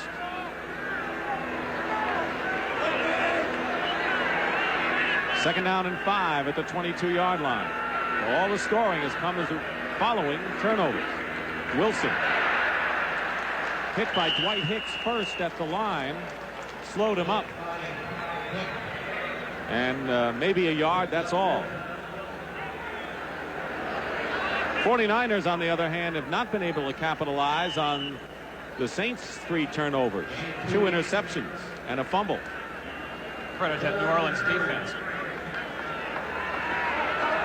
Saints had the #1 pass defense in the NFL 2 years ago, dropped way down. Third down and 3 at the 23-yard line. Fred Dean and Gary Big Hands Johnson up front for the 49ers to put a rush on. Meanwhile, the pass knocked away by Todd Shell. Hobie Brenner was the intended receiver. And every game, Todd Shell looks like the real McCoy. Looks better and better, doesn't he? Second-year player. He was a #1 draft choice a year ago, and he can make plays that they're usually made by a much smaller man. He's 6'4", 230 pounds almost now, and he covers the tight end like a blanket, reaches around, uses his height, and knocks it down. Brian Hansen will be punting for the 4th time. Dana McLemore looking for the return.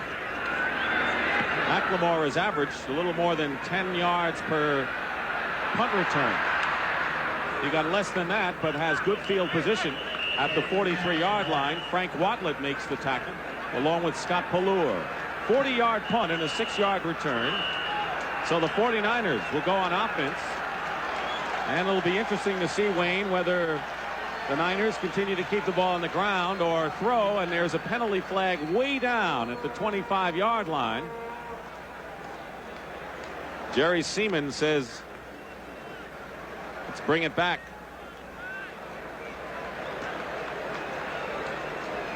We may have an ineligible receiver downfield on the punt by Hansen.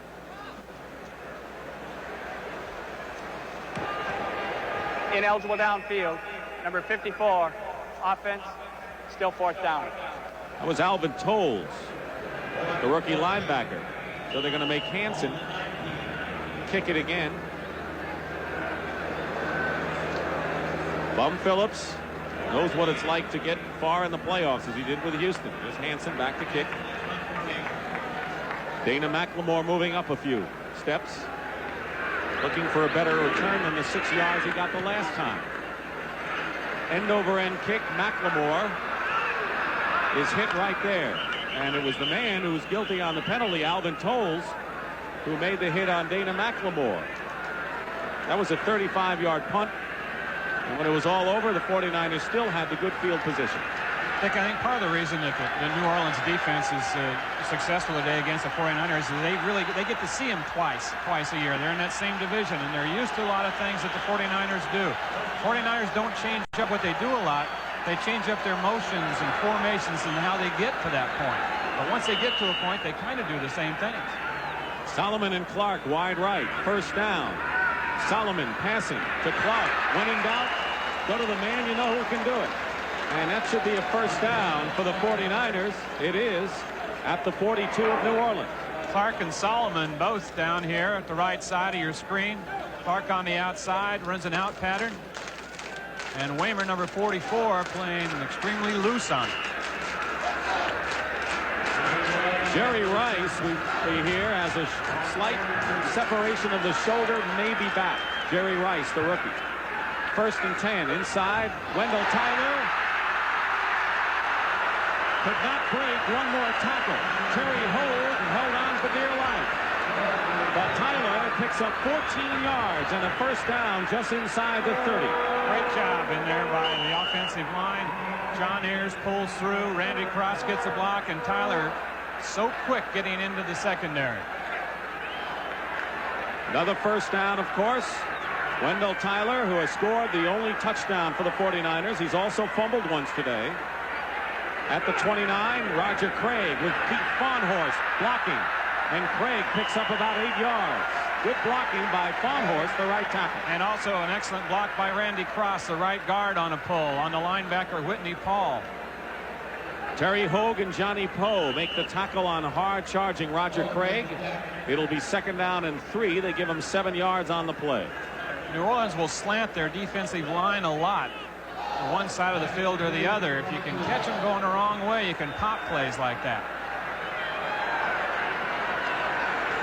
At the 22, pitch to Craig. And the 49er, the Saints defense, led by Whitney Paul, storms in on Craig. He can't get underway, and a penalty marker is down. Whitney Paul known for his pass defense. This will be holding against the 49ers.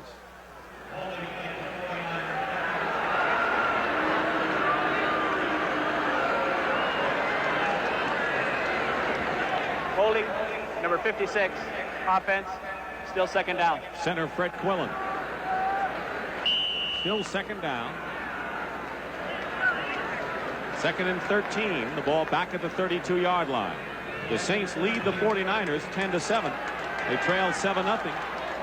Dijon scored from 5 yards out, and Anderson kicked a 39-yard field goal. The final play of the first half. Montana in trouble and down. Whitney Paul with his second sack of the ball game takes over the Saints leadership in that department and brings Montana back down at the 40. But it was great coverage downfield. Montana wanted to go deep to Fred Solomon, who was running a corner pattern on Waymer. See him looking over there, keeps looking over to that right side. It's not there. He's got to bail out. Whitney Paul was there with him. And Wayne, a good inside rush by Jim Wilkes, too. But Whitney Paul with his second sack of the game. And it's third down and 21 back at the 40. Out of field goal range are the 49ers now. Montana looking for something deep. Throws short. Russ Francis. And Francis brings it inside the 25-yard line. A gain of 16. It'll be fourth down, and Ray Wershing is in field goal range as a result of that pass to Francis. Johnny Poe and Frank Warren made the tackle. So here comes Wershing, who is 2 for 4 in field goal attempts so far this year. His kicks have been successful from 22 and 26 yards. Had one blocked last week. And he's also missed a 46. And he's kicking off the dirt, so the ball will be sitting up good for him. This is a 42-yard attempt. Matt Cavanaugh holding. And the kick is good.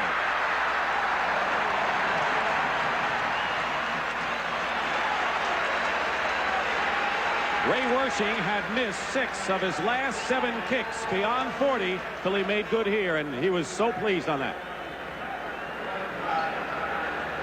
Good to kick him long. A 42-yard field goal, and we have a tie ball game, 10-10. Candlestick Park with 10:21 remaining in the third quarter. Ray Wershing, who just kicked his longest field goal of the year, 42 yards to tie up the ball game, 10-10.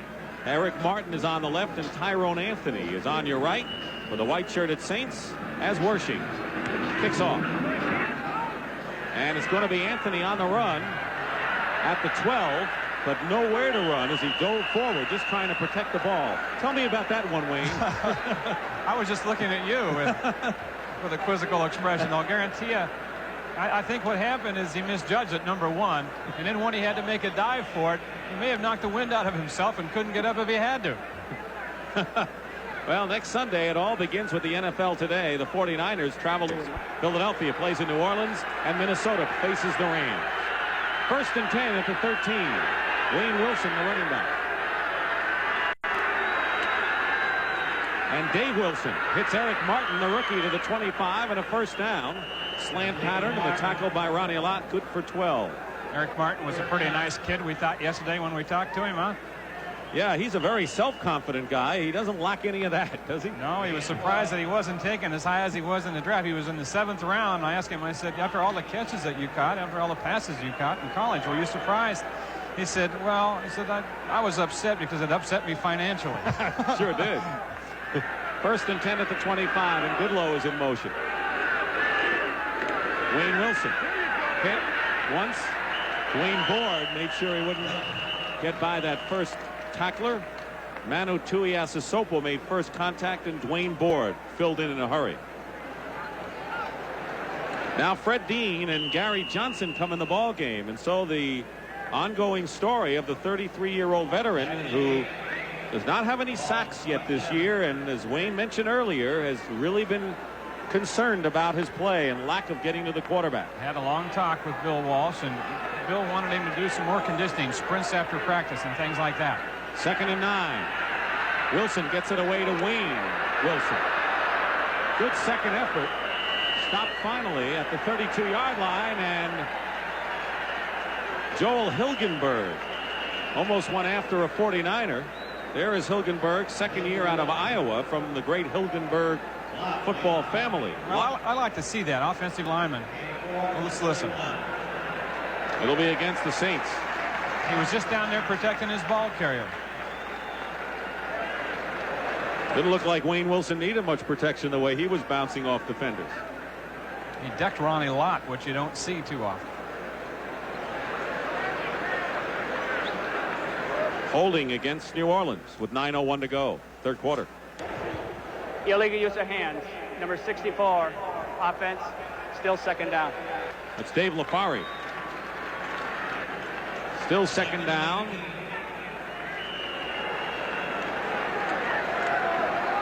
Second down and 18.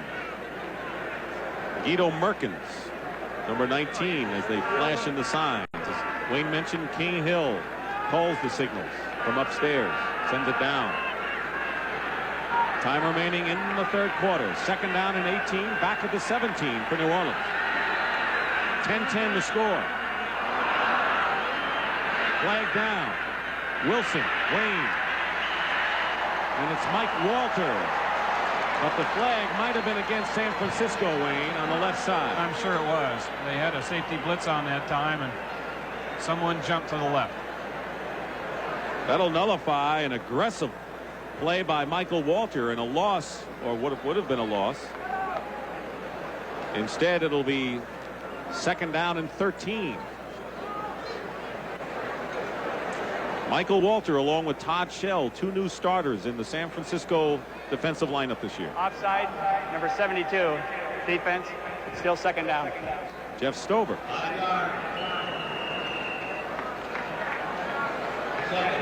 Second and 13 at the 22-yard line. Clock running, 8 minutes and 20 seconds remaining in the third quarter.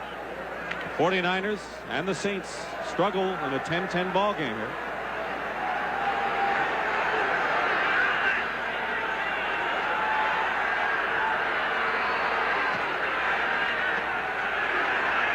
Dave Wilson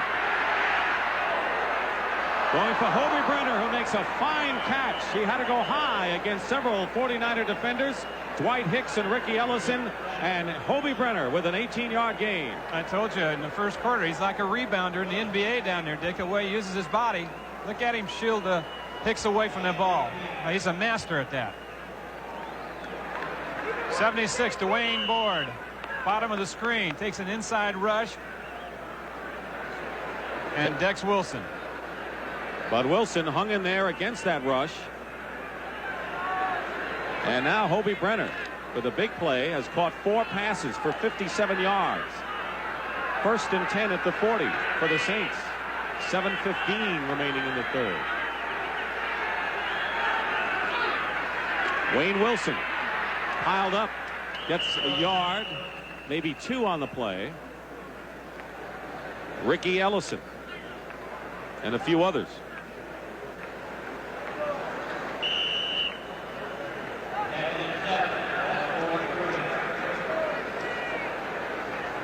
Hokie Gajan, who scored the first Saints touchdown to tie the ball game, has not been in the lineup.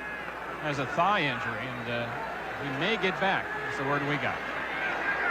Second and 7 at the 43, and down he goes.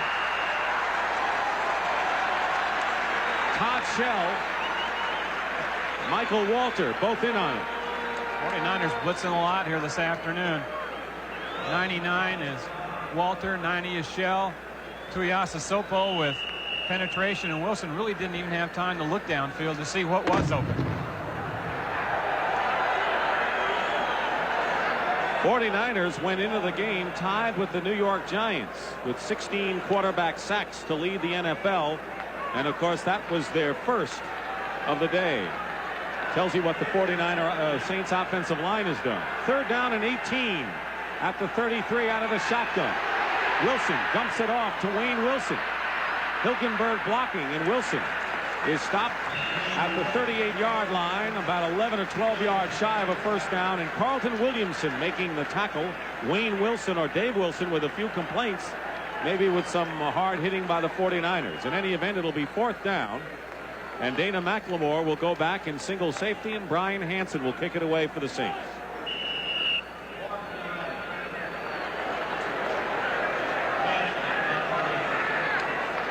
He'll be kicking from the 25 and gets off a good high spiral. Fair catch called for by McLemore at about the 19-yard line. A 43-yard punt by Hansen. Timeout. We'll be back to Candlestick. Derek, he says your brother's a little bit different from him, but equally as good, he says. Some of you will see Arizona State and UCLA, 2:30 Eastern, 11:30 Pacific next Saturday. First down for Montana on the 19, intercepted by Hogue, who laterals to Winston. And the Saints have the ball in 49er territory on the third San Francisco turnover, and Bill Walsh is plainly disgusted on the sideline. Take a look now. Here's the two wide receivers, Clark and Solomon. Solomon's going to run a little bit deeper pattern. I'm really not sure who this ball was intended for. It was just so poorly thrown by Montana that it wasn't directed at either player. And Terry Hogue, the guy we said, man on the spot, has that knack of being around the ball. Certainly was. That is Hogue's second interception of the season and the 6th interception for the Saints all year. And New Orleans has it first and 10 on the 49er, 26. 5:13 to go in the third quarter. 10-10 is the score. Fumble. And Wayne Wilson will cover up in the backfield. That was a Wayne Wilson, Dave Wilson mix-up right there. I talked to Dave Wilson yesterday and asked him what he thought his strengths were, and he said, well, I've got a good arm. I know the system now. He said, the main thing about me is the fact that I've never been able to play long enough in a stretch. He said all the way through college, I'd get some games in, I'd be hurt. Up here, it's been the same way, so I've never been able to settle into a game playing routine, as you look at Hogue, who got the interception. Second down and 15 at the 31. Lindsey Scott, number 80, is in the game at wide receiver, along with Jeff Groth. Here's Wayne Wilson getting by Dwight Hicks. And out of bounds at about the 25.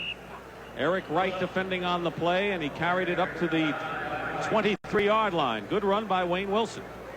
Wilson's a toughie. We told you he's really good at coming out of the backfield, catching the ball right here. That was a draw play. Breaks the tackle there by Hicks, and watch him lay a shot right here on Eric Wright. Third down and 6 at the San Francisco 22. And the Saints are definitely within field goal range. They have 3 wide receivers, 2 to the top of your screen. Groth goes in motion. Wilson. And Lindsey Scott is there. Incomplete. Flag is down, though, in the secondary.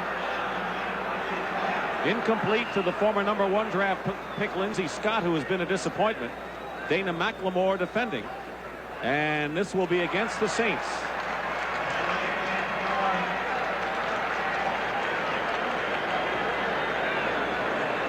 Lindsey Scott, Dana McLemore. McLemore playing bump and run. He's got 5 yards to do that. Now it's hands off everybody. And I haven't seen anything yet. Here's Jerry Seaman. Pass interference, number 80, offense, penalty declined, 4th down. It'll be 4th down and decline the penalty. But it's certainly within reason within the 5 yards, wasn't it? Well, it's in reason for the defensive guy. The offensive guy isn't supposed to use his hands at all, and he did have them out. 4th down, and so Morton Anderson, who has kicked a 39-yard field goal, will try this from 39 yards to try to give the Saints the lead again. Guido Merkins holding, and this kick is good. So Anderson is 7 for 9 on the year, and with 4:15 to go in the 3rd quarter, New Orleans regains the lead. The Saints are doing more than hanging in. They lead the 49ers 13-10, and when the 49ers have made a mistake, the Saints have capitalized on a touchdown and 2 field goals. As Morton Anderson gets set to kick off following his second 39-yard field goal of the game. Derek Harmon and Carl Monroe are back for San Francisco, and it's Harmon at the 4. And Harmon battles his way just about to the 20. Right now, for an NFL Today report, let's check in with Brent Musburger. Brent? Well, down the coast in Anaheim, the Los Angeles Rams dominating Atlanta right now. Dieter Brock to Bobby Duckworth for the touchdown. Eric Dickerson is out, minor hamstring injury. It's 17-6. Let's go back to San Francisco.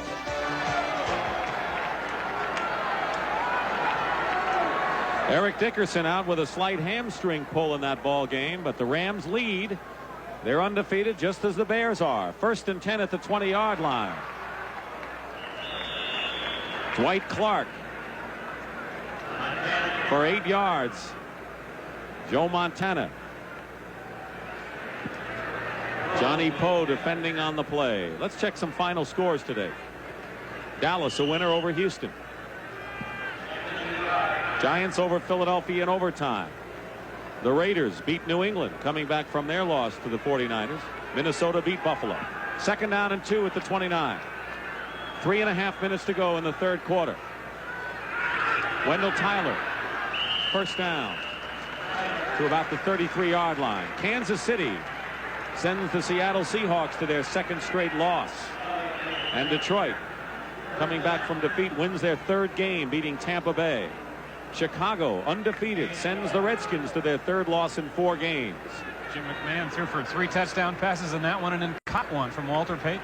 And the Cardinals go 3-1, beating the Pack. 1st and 10 at the 33-yard line. Solomon in motion. Tyler off the right side for maybe a yard. Bruce Clark making the tackle. Tyler has gained 72 yards today on 15 carries, has scored the only San Francisco touchdown. But for Joe Montana, it's been a struggling kind of afternoon, Wayne. It has, and you know that the people have a tendency around here to think, well, you know, he'll get it straightened out sooner or later. He'll win it for us at the end. That doesn't always happen, though. 2nd and 9, Montana facing a rush. Runs for the first time and gets a first down.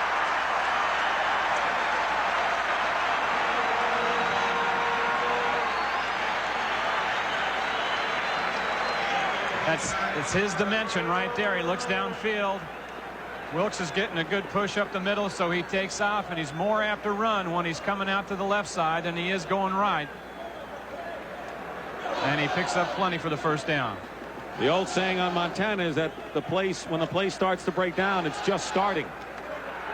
Gain of 13 on the play. 1st and 10 on the San Francisco 47. Craig goes wide in motion. Montana up the middle, and it's caught. Russ Francis. Good catch by Francis. He had defenders all over him, including Terry Hogue and Dennis Winston.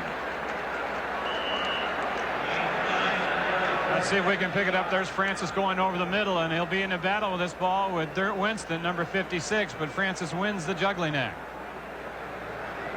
Into Saint territory. Joe Montana leading the 49ers, who trailed the Saints 13-10 with 1 minute to go in the 3rd quarter. They're at the 44. Montana can't get away, and he's sacked back in his own territory at the 48-yard line by Frank Warren. That's the 3rd time the Saints have gotten to Joe Montana today. And again, you can credit the defensive secondary of the Saints. There was just nothing there downfield. They play their zone defense as well as anybody. Number 1 in the NFC last year. And it broke down pretty quickly up front as Frank Warren gets to Montana. But he had nowhere to go with that. Interestingly enough, Wayne, coming into this game, the Saints were next to last in the NFL in pass defense. I think they're going to move up. They won't be there at the end of the year, I'll guarantee you that. 3rd down and 8. The 49ers in their own territory. The audible by Montana.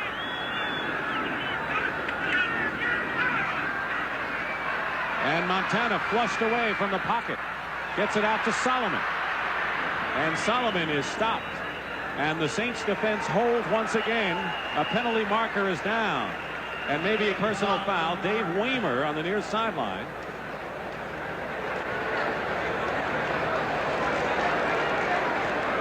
This could be a critical foul, and it is against the Saints. It's going to give the 49ers a new life. Personal foul, unnecessary roughness. Number 53, defense, first down. Scott Pallura, and that hurt. Let's see, coming in late more than likely. He's number 53 to the right. Solomon's down, and Pallura comes in late and gives a little extra. And an automatic first down. So once again, one of those swing situations. Instead of the Saint defense holding with a lead, this may be the last play. If we get it off in the quarter, they may not get it off. They won't. And that's the end of the 3rd quarter.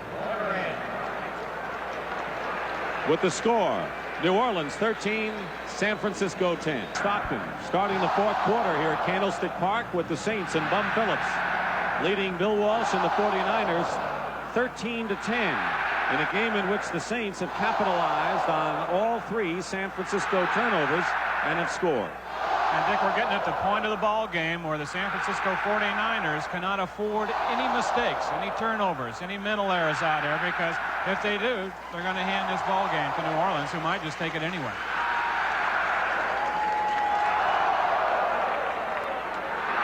First and 10 at the 32.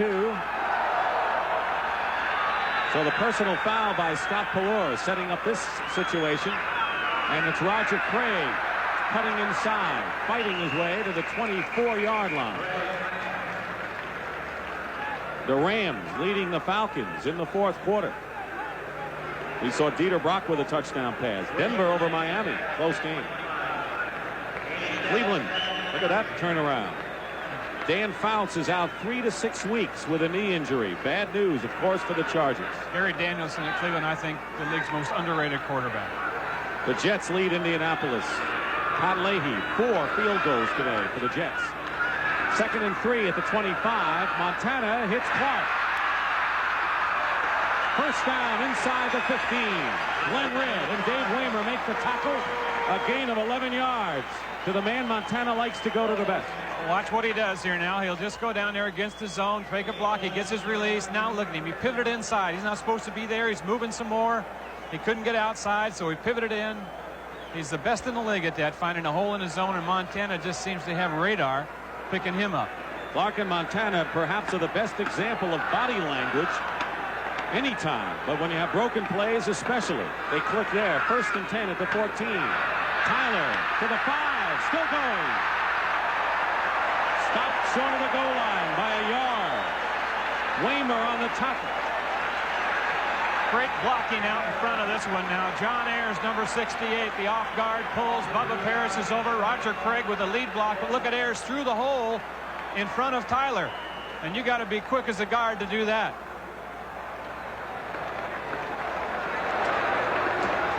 You think they'll give it to Tyler to go in if he was stopped so close? He has already scored once. Well, Craig is probably the better blocker. Craig. Touchdown.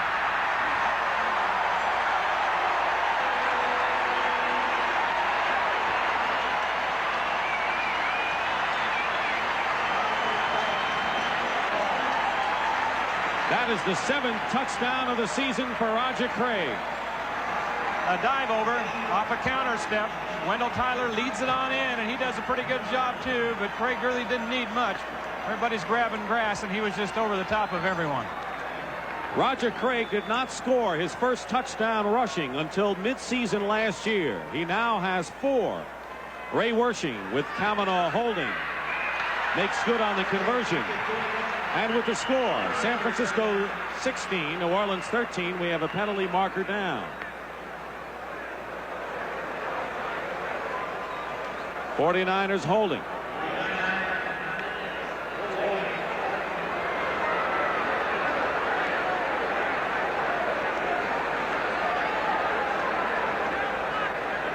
So Wershing will have to move back.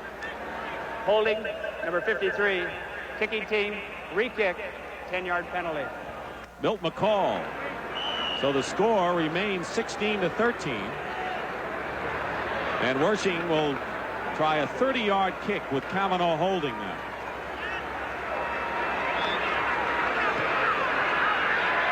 And the kick is good. With the score, 17-13, San Francisco. We now pause for a word from your local station.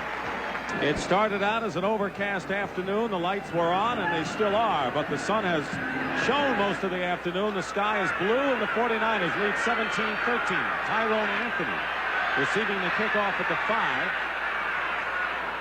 Finally down at the 22-yard line, and the tackle was made by Jeff Fuller. Scoring drive ate up 6 minutes and 13 seconds. One of the earlier games today, the Minnesota Vikings beat the Buffalo Bills 27-20, and Minnesota will go against the Los Angeles Rams in one of the games you'll see on CBS. 1st and 10 at the 22. 12:51 on the clock, 4th quarter. Dave Wilson going up on top for Martin. Defending was Ronnie Lott, incomplete.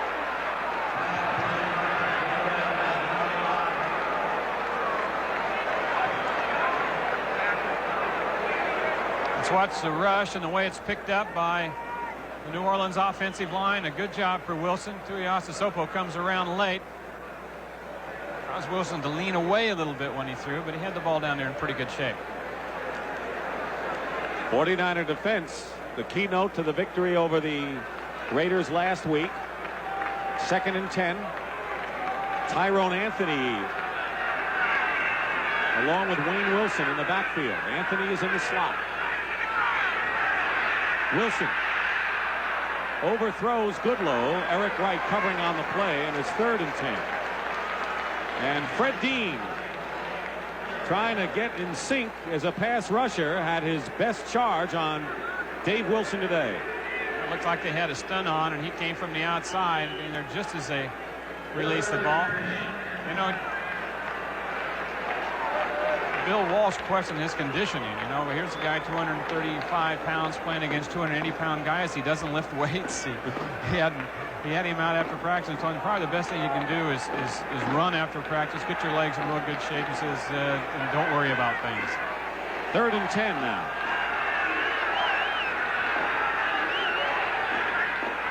Three wide receivers and a nickel back in there. And Hobie Brenner can't make a tough catch. Once again, the 49ers, led by Jeff Fuller, putting the charge on Dave Wilson. And it's 4th down. Well, some guys can throw the ball off the run extremely well, and some can't. It's not Wilson's forte. Watch him here rolling out right. All he has to do is get it out here up in the air, and Brenner's got a first down made easily, and you see that. Wilson is so upset with himself because he threw that ball short. So it's 4th down, and Brian Hansen will kick. Dana McLemore is back at the 37-yard line on the skin portion of the infield. McLemore calls for the fair catch at the 39-yard line. 49ers take over after the 39-yard punt tonight on CBS. Here's the lineup. Come back and tie it up and have a 10-7 lead on a field goal just before the end of the half. Then New Orleans took a 13-10 lead in an exchange of field goals before Roger Craig's touchdown put the 49ers in front. Penalty marker down, and here's Craig cutting up the middle. And Craig picking up 8 yards on the play to the 47-yard line, where Frank Watlett and Terry Hogue make the tackle, but of course the penalty.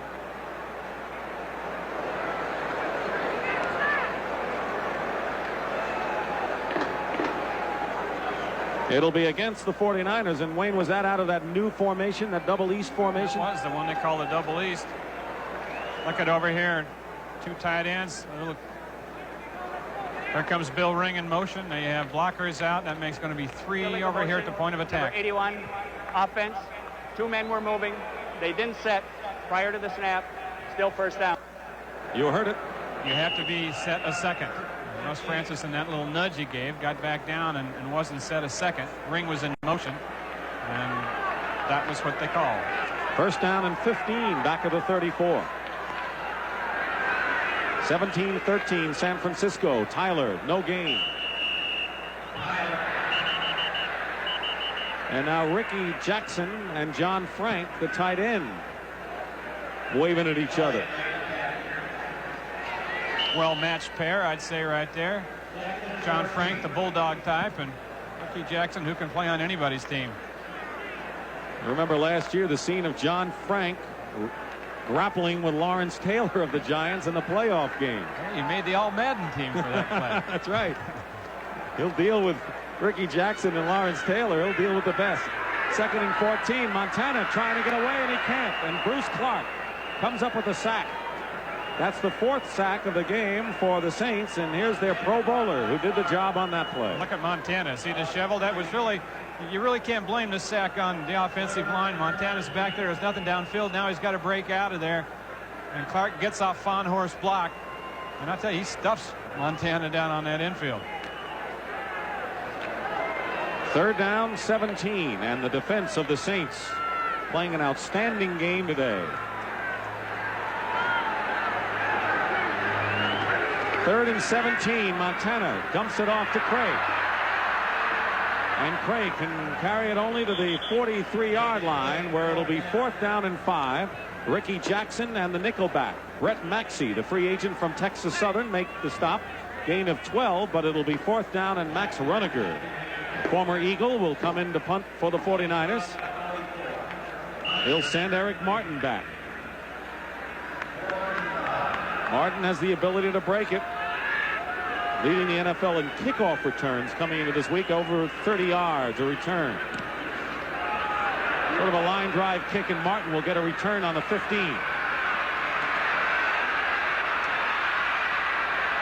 Try to block a couple, couldn't get it back. A couple of defenders. Ron Ferrari makes the tackle, and we'll have a timeout. in a much closer game than most people anticipated with 10:16 to go in the fourth quarter. Bill Walsh's 49ers, who trailed at halftime 10-7 and have had to scratch and crawl against Bum Phillips' New Orleans Saints, lead at 17-13 in a game in which the Saints have capitalized on 3 49er turnovers and have scored each time. The offensive story tells it all. Saints only 47 yards in the second half.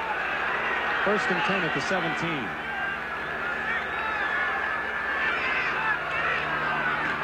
Wayne Wilson. Wayne Wilson.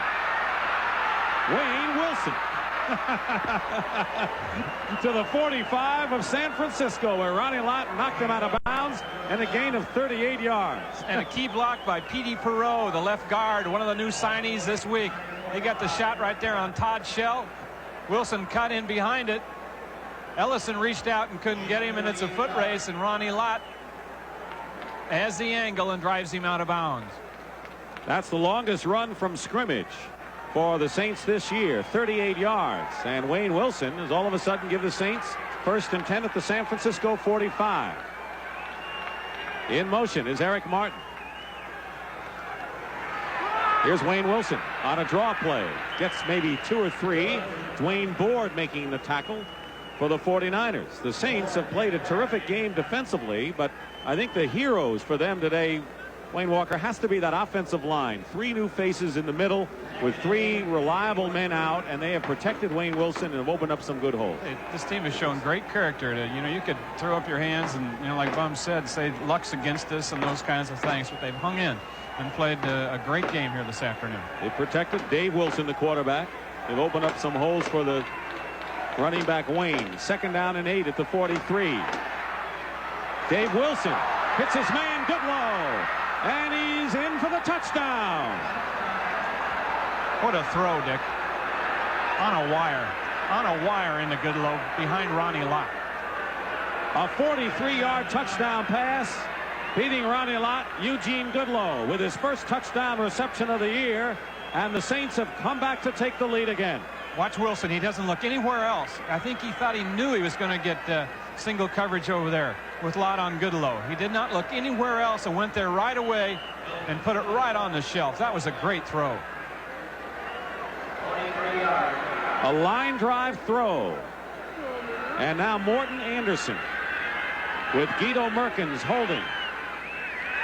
Successful on the conversion, and it's silent here at Candlestick Park.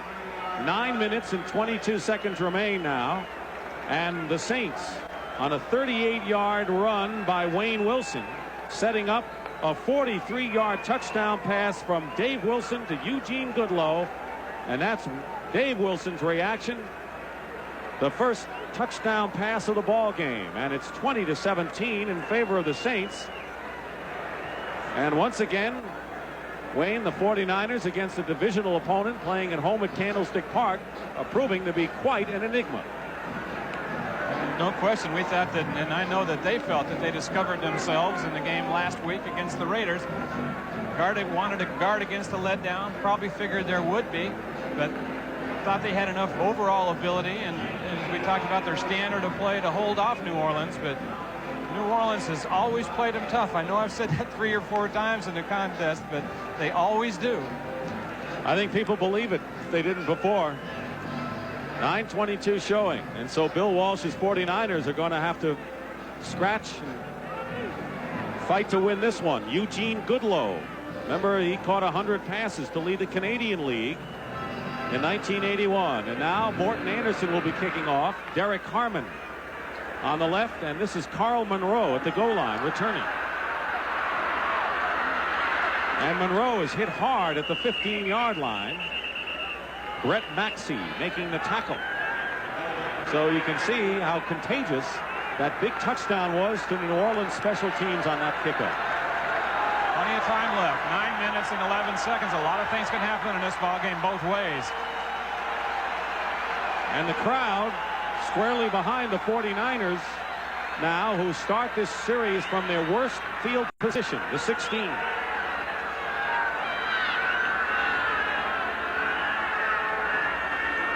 Montana has to sidestep, get away. Clark is chasing it. And the pass is caught by, no, now they say incomplete. Wendell Tyler. They waited a long time before they gave that signal away. Incomplete to Wendell Tyler, and Montana had a run for his life. The old saying is, it's not over till the fat lady sings. Here it's not over until the skinny kid breaks. That's what they call Montana. When he breaks out in those situations, everybody adjusts. Jerry Rice has not been back this half. He had a slight shoulder separation and went out. Dwight Clark had a slight hyperextended knee. And he's back. In motion, meanwhile, is Solomon. Second down and 10. Montana going for Solomon. Out of bounds. I tell you, the Saints secondary is doing a terrific job on the 49er receivers. They have. They flooded a zone over here with both backs out to one side of the field. They had it covered perfectly. Montana had to come back over here to Solomon, who's a master at this, but the ball was just thrown a little bit too far out. Frank Watlet was right there. Third down and 10. Freddie Solomon, second leading receiver coming into this game. 8:52 showing on the clock. 49ers have not been as successful on third downs today as they have been earlier. Montana, third and 10. Completes it. Earl Cooper out of the backfield at the tight end, actually makes the catch, but shy of a first down by about 3 yards. That New Orleans defense can play that zone, can't they? It looks like Cooper catches the ball. It looks like he's got enough room to pick up the first down, and then they're right perfectly where they should be placing their zones. They converge and hold him short. Ricky Jackson and Scott Pallure make the tackle, and now Max Runeker will do the kicking for the 7th time, and Eric Martin goes back for the Saints. The clock shows 8:20 remaining. And if you want to talk about ball control, you know the Saints are going to be looking for it here. Not a good kick by Runeker, and it goes out of bounds at the 38-yard line. The 49ers trail, and the Saints have the ball. The burden is on the 49ers defense right now, as the Saints leading 20-17 with 8:10 to go. And you know that Bum Phillips will try to eat up as much of that clock as possible even now. Oki Gajan had that thigh injury, has not been back. Wayne Wilson is the setback. In motion is Eugene Goodlow. First and 10 at the 43 of New Orleans. Wilson up the middle, and he gets almost 5 yards on that play. Straight ahead. Jeff Stover making the tackle. Wilson has gained 75 yards today on 13 carries. He had come into the game with 22 yards on 9 carries, so he's having his best day of the year. Second and 5. Saints on their own 48-yard line.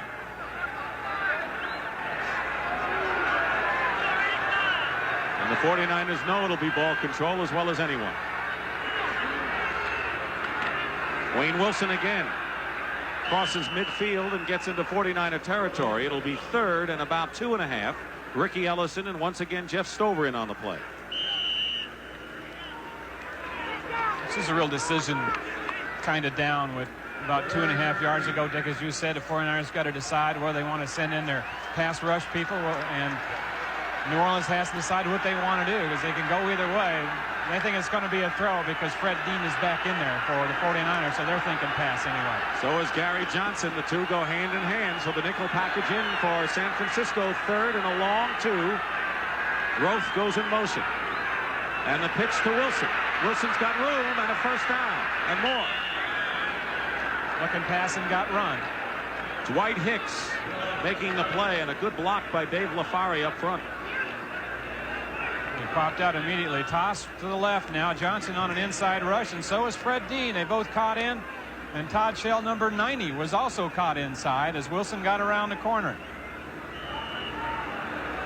6:44 remaining in the fourth quarter. First and 10 at the 40-yard line of San Francisco. Martin to the right, Goodlow to the left.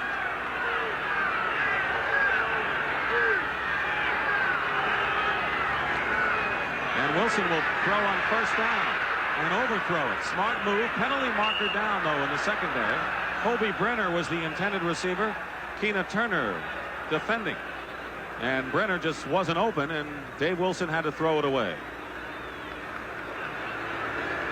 But a penalty against San Francisco, going to be a big break. And so the furrowed brow of Bill Walsh. Things aren't getting easier for Mr. Walsh this afternoon.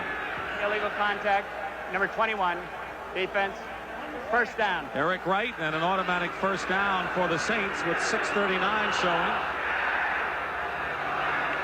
I tell you, Dick, even if they don't gain any yardage from here, they've got a leg on that team, Morton Anderson, who can get it home from where they are on the field right now.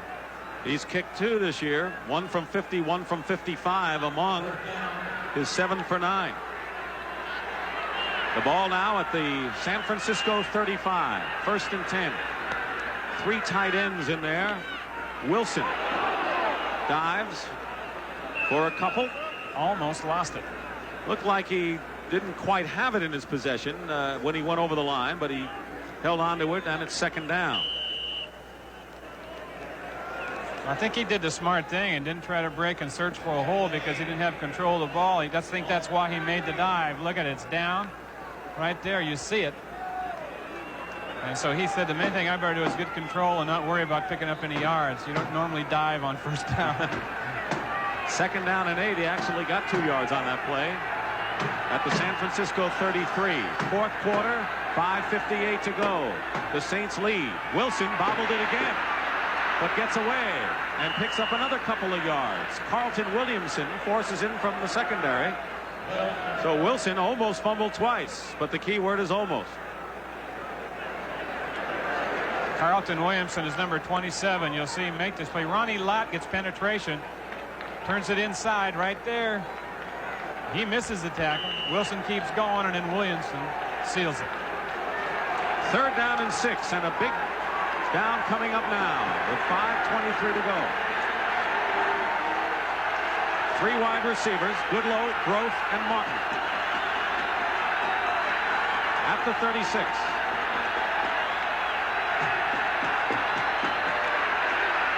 Dave Wilson throws, caught, 1st down. Jeff Groth. Fine possession receiver, and a big 1st down for the New Orleans Saints. Now he had Ronnie Lott again kind of playing bump and run on him. He took him down about 12 yards and broke, and Wilson delivered right on time. Good pressure again up front. The 49ers with a stunt. Fuller is coming in on a blitz, but we said that patchwork offensive line by the Saints pick it up as they have almost all afternoon. Let's say their names again. Dave LaFari, Jim Rourke, and Peter Perot at left guard. Joel Hilgenberg, Ralph Williams, and Stan Brock. They ought to take a bow, win or lose today. 1st and 10 at the 21. 3 tight ends in there. And it's Wayne Wilson protecting the ball to the 20-yard line. And the clock continues to run. 4:15 remaining now. You see the surge on every snap now, and that team in white down there, that offensive line, is winning the battle at the line of scrimmage. Michael Walter making the tackle. So it's the ball control, and the clock continues to run.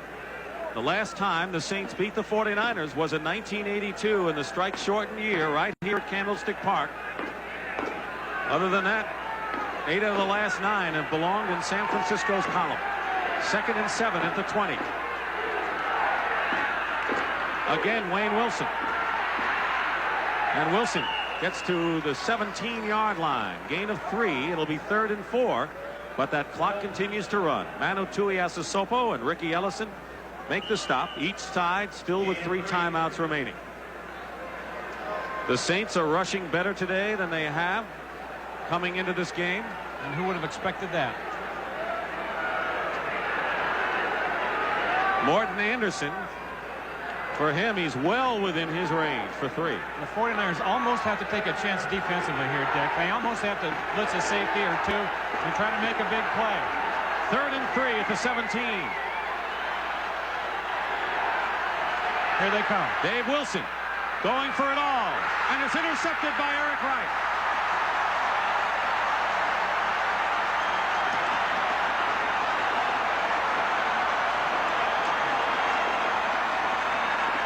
But hold everything. There's a penalty flag down at the 3.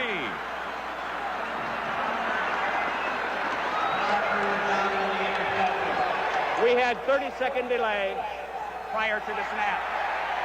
5-yard penalty. Do you believe that? A big interception, and Dave Wilson said, I'll take that anytime. The 30-second delay of game clock ran out before the play, which was intercepted by Eric Wright, and so the Saints will get another chance. The 49ers took that chance and did blitz. They brought both their nickel linebackers, Ferrari and Shell.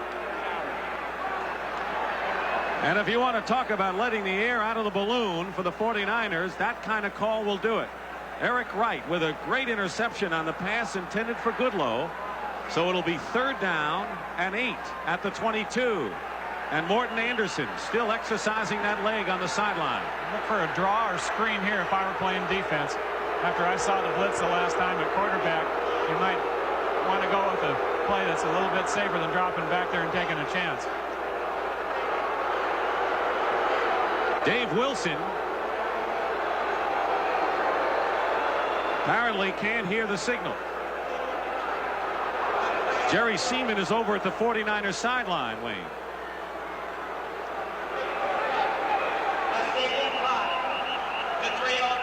There it is, 3:02. Those 3 seconds could be critical down the stretch.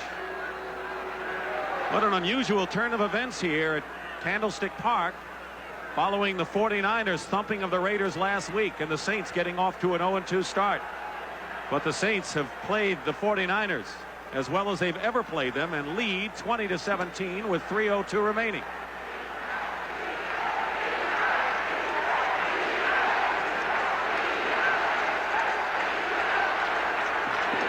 Third down and 8, and the crowd is chanting defense. They got it on that last play, but there was a delay of the game penalty. That was such a great interception by Eric Wright. 34 straight sellouts here at Candlestick Park. Well, let's see if we see that screen or draw or something like that.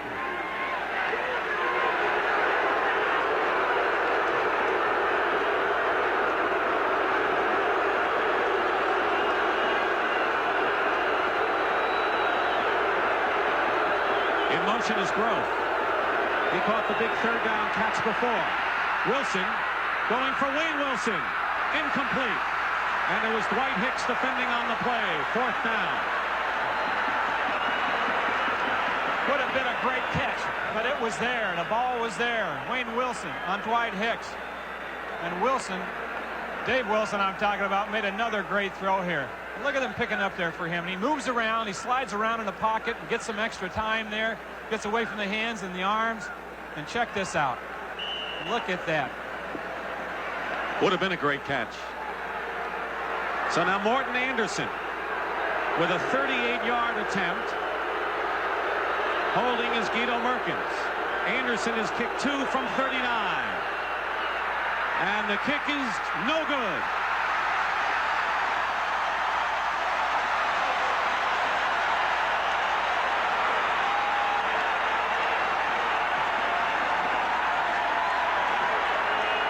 Morton Anderson upset with himself.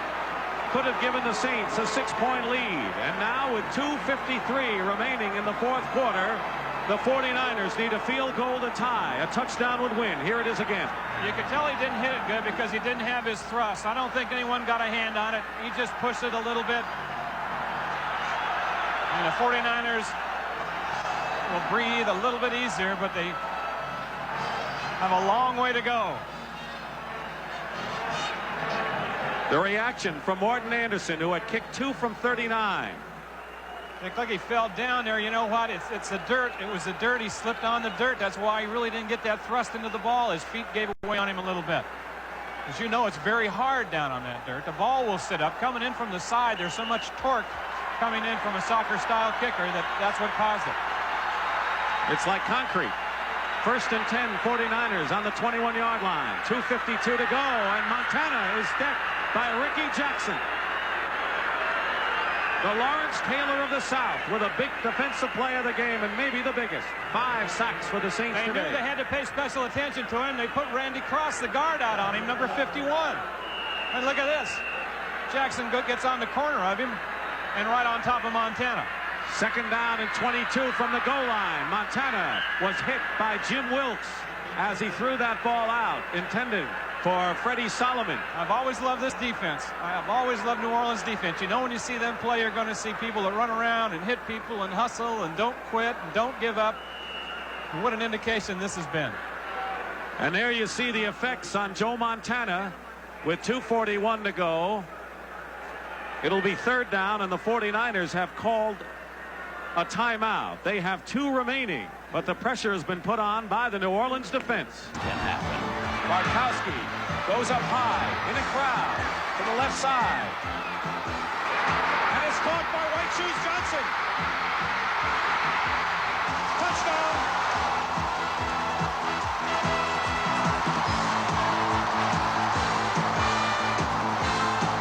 San Francisco meets Atlanta among the regional games next Sunday on CBS Sports. Here's our situation. We're in the fourth quarter. The Saints lead the 49ers 20-17 with 2:41 to go. The 49ers just used one of their 3 timeouts. It'll be third down and 22, and the Niners are back on the 8-yard line. They have 3 wide receivers, Mike Wilson to the right, Freddie Solomon and Dwight Clark to the left. And a big play, to say the least. Montana looking, and he's down at the 5-yard line. Jim Wilkes. And the Saints have gone sack happy today. That is the 6th time they've gotten to Joe Montana.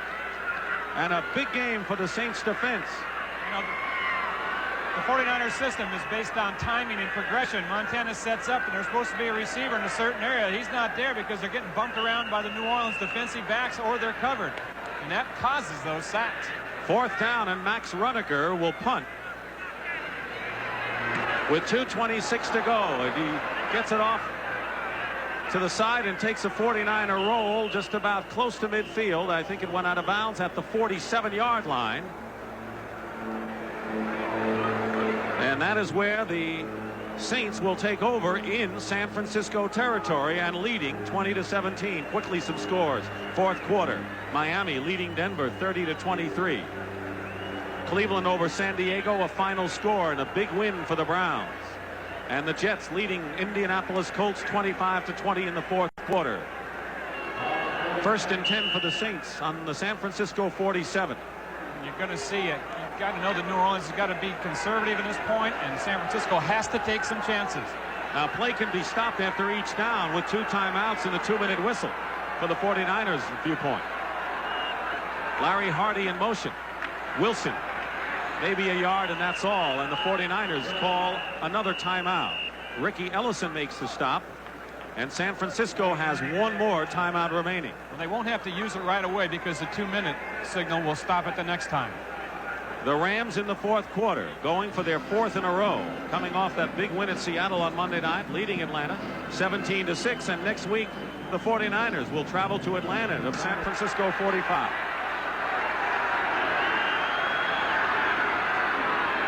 Eric Martin in motion. And Wayne Wilson gets a yard. And now the whistle blows. They did stop it again. The 49ers did call their last timeout. Manu Tuiasosopo making the stop. So the 49ers have used up their last timeout, and of course there'll be another stoppage of play after this next play. They felt a timeout was worth those 10 seconds. So now the Niners have to know that they will not have the use of any timeouts when they go on offense. I'm pretty surprised at that, really. I'm pretty surprised at that. As you think that having 1 timeout to be able to take into the last part of a ball game with you has got to be worth about 25 or 30 seconds. And as you pointed out, it was unnecessary. They would have run just 10 more seconds off before the next whistle. This guy's been at it longer than I have, though. So to recap, it was a scoreless first quarter. Craig scored his 6th touchdown of the year. It was 17-13 in the fourth quarter. It looked as if the 49ers might be putting the Saints away. But Dave Wilson hit Eugene Goodlow on a brilliant 43-yard pass play with 9:22 to go to give the Saints a 20-17 lead. Morton Anderson missed a field goal, but it's been beating the Colts 25-20.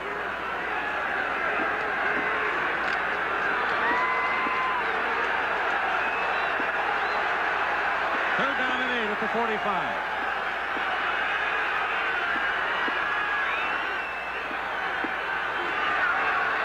And it's a bootleg. And Dave Wilson will have a first down. And a big play for the Saints. And they may have nailed that last nail into the 49er coffin on that first down by Dave Wilson. You bet. And look at this. Safety blitz, too. It was Carlton Williamson with a containment to the right side here. He runs right by him, number 27. If he takes his outside containment, he's got Wilson for about an 8-yard loss. And a he 13 didn't play the defense the way it was drawn up. 13-yard gain. The 2-minute warning for the exits here at Candlestick Park. The 2-minute warning is history, and the Saints on the bootleg play by Dave Wilson have a 1st and 10 at the 49er 27. San Francisco is all out of timeouts now. And all the Saints have to do is hold on to the ball. Wayne Wilson carrying, and this was the big first down on 3rd and 8. Yes, and watch now from the left side of your screen, number 27, Carlton Williamson. He goes for the fake inside. Wilson's got the bootleg. You've got to take some chances when you're in that situation on defense. You do have to blitz. He was a safety. He was blitzing, but you still got to play the defense correctly, and he didn't. Clock running, nearly a minute and a half remaining. And the 49ers, who were shocked by Minnesota in the season opener, came back and struggled in the first half, but came on strong in the second half against Atlanta and then blew out the Raiders, suffering a big loss in this game. Wilson carrying again. And there's nothing the 49ers could do as the clock continues to run. No timeouts remaining. Big story today. That man, Dave Wilson, 179 yards passing. Whoever thought that the Saints would outpass the 49ers to the tune of 179-81? That's been the story. Well, Wilson coming back from that bad start of his now, and has had 3 good games, and I'll tell you that I think that speaks well for the future of the franchise and his future and everything down there. Dave Wilson really looks like he can get it done.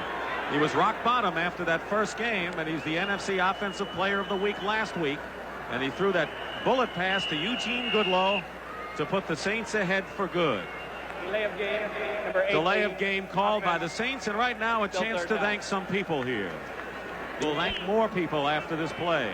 36 seconds to go, 3rd down and 10. Wilson just covering up the ball, getting a couple of yards and chewing up some time. Brooks Graham, Pierce O'Neill, Greg Callender, a fine job. And of course, as usual, to our spotter Marty Aronoff and our statistician Roger Riley. Thanks to everyone on the technical and production crew. The New Orleans Saints had lost 4 in a row to the 49ers, but this is maybe the happiest birthday that Bum Phillips has celebrated in many a year. A victory over the San Francisco 49ers, the final score 20-17. And the final score 20-17 for Wayne Walker. This is Dick Stockton saying so long from Candlestick Park in San Francisco. Don't forget, the NFL Today wrap-up show with Brent Musburger will follow with all the scores of the day. Karate recovers and runs it in for the score, and that put the Patriots out on top by 6 at the half, 20-14. But in the second half, the Raiders defense came through once again. Craig James on the run. He is stripped by Brad Van Pelt. Rod Martin picks it up, but he loses it, and it banks here on Lyle Alzado to fall on it in the end zone, and that put the Raiders out on top for good, 21-20. Tony Eason pass once again is picked off, this time by Sam Seal. He heads down the right sideline, 38 yards for the score. Not a very good day for Tony Eason as the Raiders defeat the Patriots by 15. This will be an even more devastating loss for the Skins as they were bludgeoned by the game. Willie Gault is going to receive Jeff Hayes' kickoff, and watch this world-class sprinter as he takes off down the right sideline. Jeff Hayes, the kicker, has a shot at him. He misses. This is Barry Wilborn with another shot. Gault gets by him. A 99-yard kickoff return for Willie Gault, and the Bears close in 10-7. Hayes hurt himself on that play, so Joe Theismann had a punt, and he shanks that one. A 3-yard effort off the side of his foot to out of bounds at the Skins 15. That led to this next score on the very next play. Jim McMahon back to pass, scrambles around a little bit.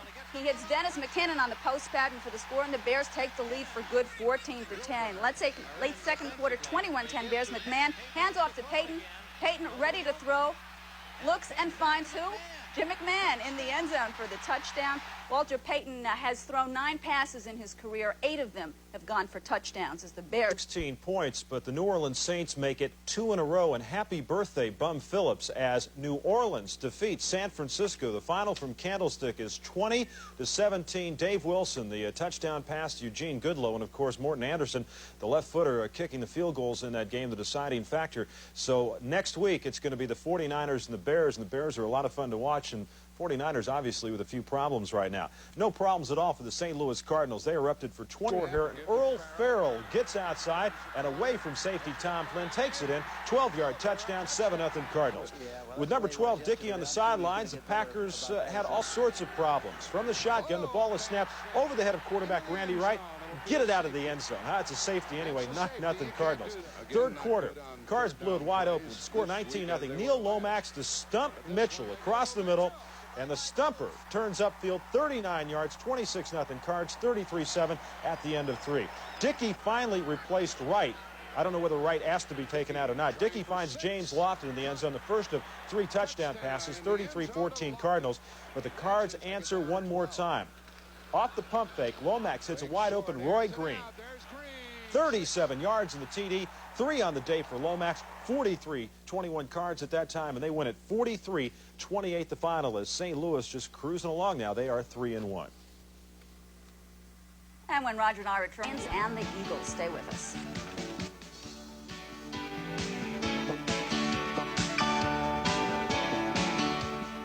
This ESPN Sports Center is being brought to you by Ford. At 3 apiece, Phil Simms drops straight back to pass. He hits rookie tight end Mark Bavaro, who dances his way into the end zone. 26-yard play, 10-3 Giants. Bavaro's first career touchdown. Eagles get a break in the fourth quarter. Simms back to pass in his own end zone. The ball is tipped, then intercepted by Herman Edwards. He takes it in for the score. His first touchdowns in 78. We're tied up at 10 apiece. Last play of regulation, Paul McFadden, who scored most of the Eagles' points this season, could not get these 3.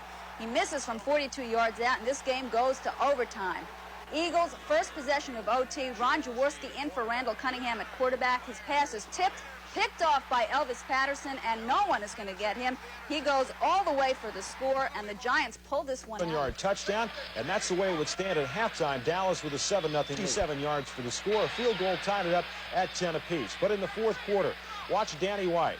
Drops back, floats one to the wide-open Fred Cornwell for the Gamers, and the Cowboys will go on to win it. Final score 17-10 against the Houston Oilers. Meanwhile, Gail, the very interesting contest that you want to talk about between Atlanta and L.A. Okay, we'll talk about that one. Atlanta Falcons looking to win their first game of the season. The Rams looking to remain unbeaten like the Chicago Bears, the only 2 unbeaten teams in the National Football League, and that is still the case as the Rams were winners over the Atlanta Falcons in L.A. The score was 17-6. Second quarter, Falcons led 3-0, but the Rams strike. Vita Brock hits Henry Ellard.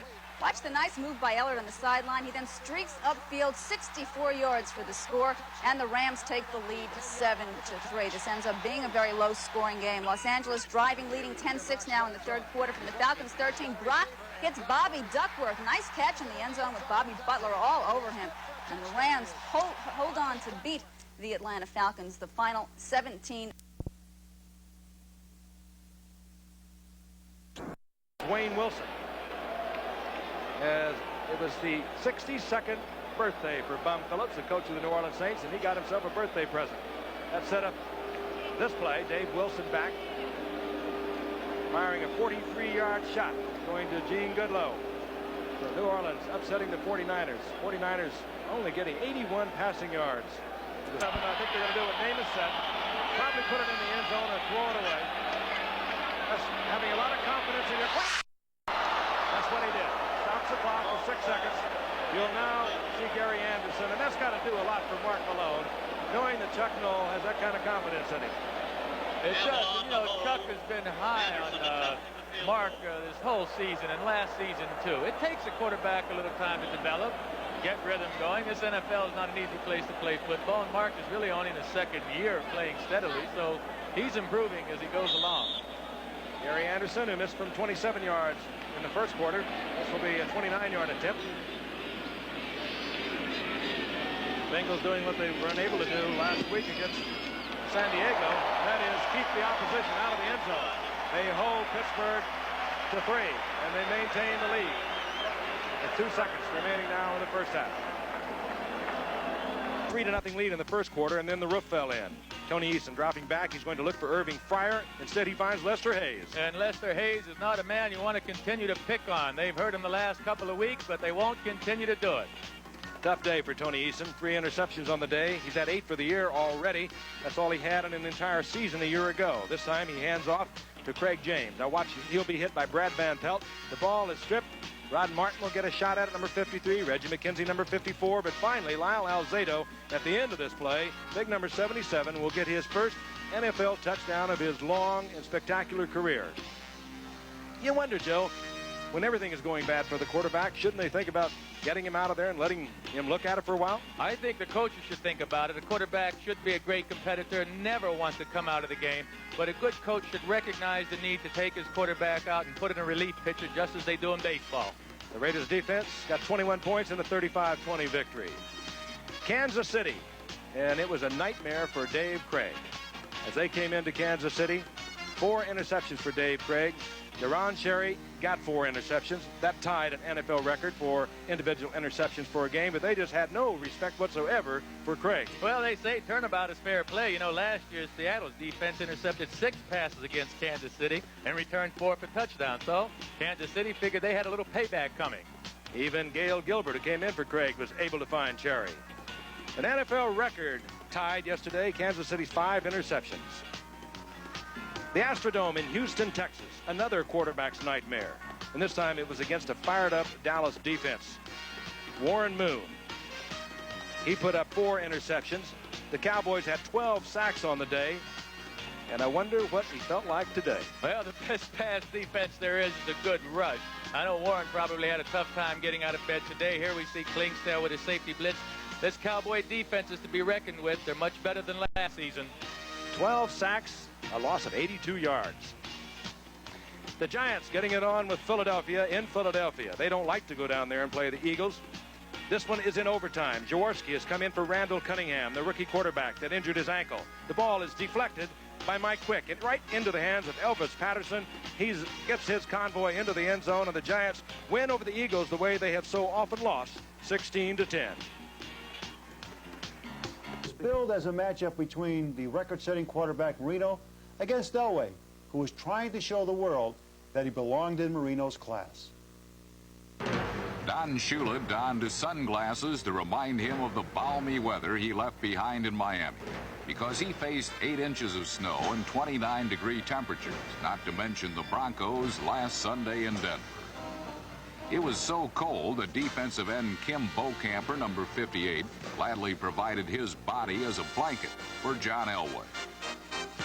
Even when Bronco receivers found some breaks of sunshine, they were stung by killer bees flown west for the weekend.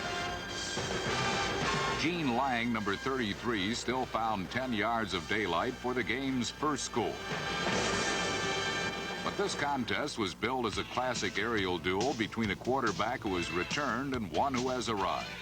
And Denver's skies were filled with more footballs than snowflakes. Dan Marino threw for 390 yards, including 69 on this scoring play to Nat Moore. While Marino's form looked flawless, it was also a little unfamiliar, as he found himself flat on his back, as the Dolphins finally yielded their first 3 sacks of the season. Undaunted and upright, Marino searched out what remained of his injured receiving corps for touchdown strikes to Joe Rose and a 46-yarder to Vince Heflin, number 88, the first score of his 4-year career.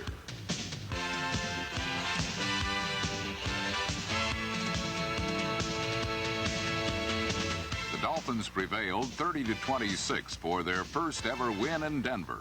And even looking at it from a mile high, John Elway still has some climbing to do before reaching Dan Marino's level. Last season, Seattle's Dave Craig made a surprising ascent to that upper echelon of NFL signal callers. Against Kansas City, it appeared he would keep climbing that ladder. Little did he know that by game's end, he would be walking the plank.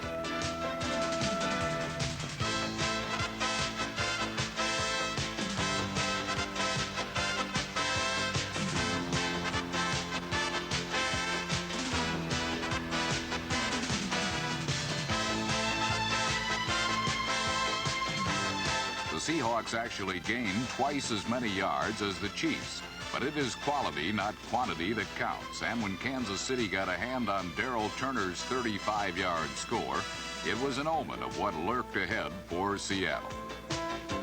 The Seahawks did not commit a turnover in their first 2 games, but lost the ball 7 times as the ball-hawking Chiefs had more steals than Vince Coleman.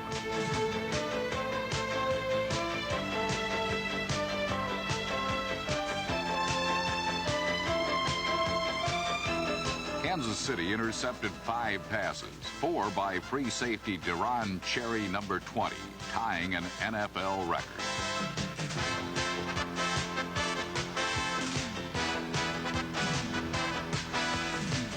Although quarterback Bill Kenny had a hurdle or 2 to overcome, he still proved to be the beneficiary of the Chiefs' windfall of turnovers. And his passing to Stephon Page, number 83, paid spectacular dividends. The Chiefs' stunning 28-7 victory marked their first 3-1 start in 4 years. The Seahawks, struggling at 2-2, debuted this season to rave reviews, but looked like they could be the first cancellation of this new fall season.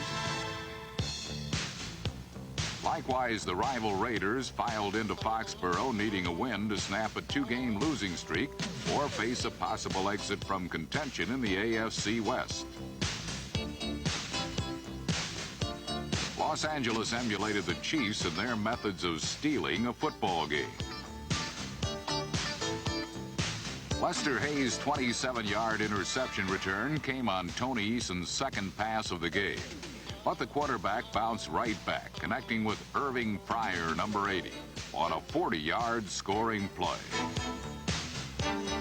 But Mark Wilson would not be outdone in this East Coast version of dueling quarterbacks. Wilson, subbing for the injured Jim Plunkett, was himself operating on a bum ankle and completed only 9 passes, but made this one count, 38 yards to Dokie Williams.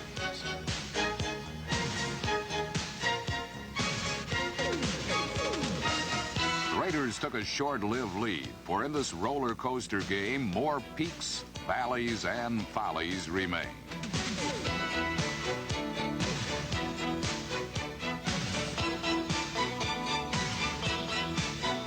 Number 56, Andre Tippett's fumble return gave the Patriots a 20-14 halftime advantage.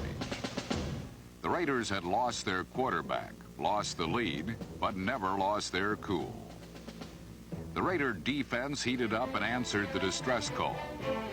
With a savage fury, Los Angeles posted a shutout in the second half and inflicted more damage on New England than Hurricane Gloria.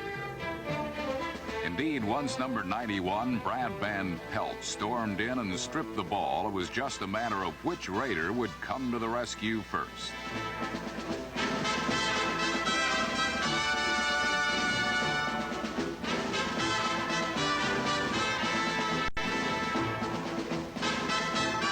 It took 15 years, not to get to the ball, but for Lyle Alzado to score his first touchdown. And he reacted as would befit someone whose journeys to the end zone are few and far between. While Alzado awaited his cue to move, the rest of the Raider defense ended the day as they began it, in a positively offensive mood. Number 43, Sam Seal, is a wide receiver converted to cornerback. And he proved he can still catch the ball as his interception brought the curtain down on New England 35-20. The Raiders' first ever victory in Foxborough was a well-choreographed effort which kept the team in step with the rest of the AFC West despite their shaky start. Indeed, even in this turbulent Raiders season, Tom Flores remains calm like the eye of the storm. Even Hurricane Gloria would not ruffle this man whose confidence is bound tighter than his hairstyle.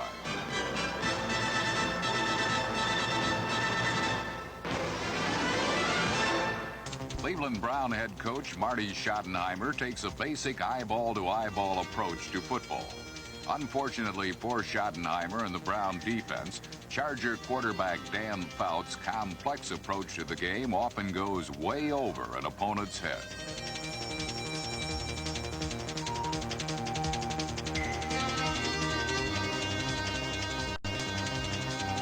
Last Sunday, Fout's first quarter touchdown pass to Jesse Bendros put San Diego on top 7-0. However, when Fouts left the game with a knee injury, the plug was pulled from the Chargers' computerized passing attack, allowing Cleveland the opportunity to reprogram the scoreboard. Running back Kevin Mack, number 34, provided the software necessary to print out Cleveland's 21-7 win as he rushed for 130 yards and scored 2 touchdowns. While the Browns' 2-2 record situated them comfortably in a first-place tie with Pittsburgh in the AFC Central Division, the 0-3 Tampa Bay Buccaneers were trying desperately to fit in with the contenders of the NFC Central. Against Detroit, the Bucs found it especially difficult to wear the look of a winner when the Lion defense kept stripping them clean.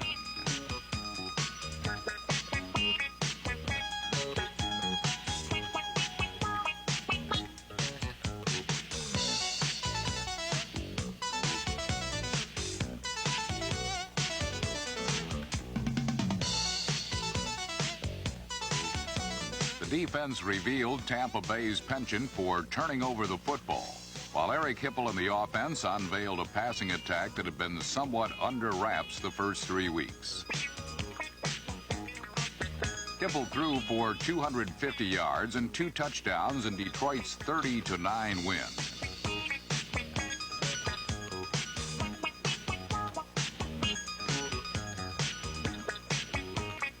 While the 3-1 Lions have their eye on dethroning the division champion Bears, last Sunday in St. Louis, the Zebras had their eye on the birdie as they watched the Cardinal defense swoop down on the Packer attack.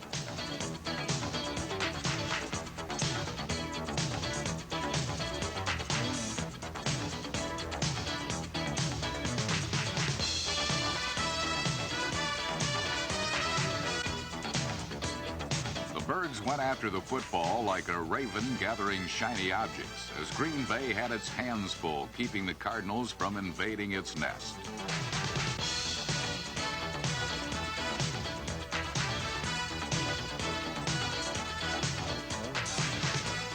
The Packers were held scoreless for nearly 3 quarters, falling behind 26-0.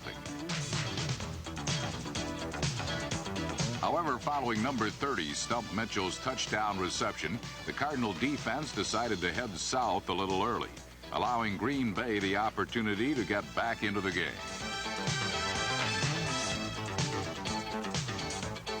The Packers tightened the score to 36-21. But quarterback Neil Lomax quickly regained control, throwing a touchdown pass to Roy Green. Lomax to Green is music to the Cardinals' ear, and the talented duo helped St. Louis whistle its way to a 43-28 win. In Philadelphia, there was also sweet music in the air. Unfortunately for the Eagles, while quarterback Randall Cunningham had a tough time keeping in step, the Giants' Phil Simms didn't miss a beat.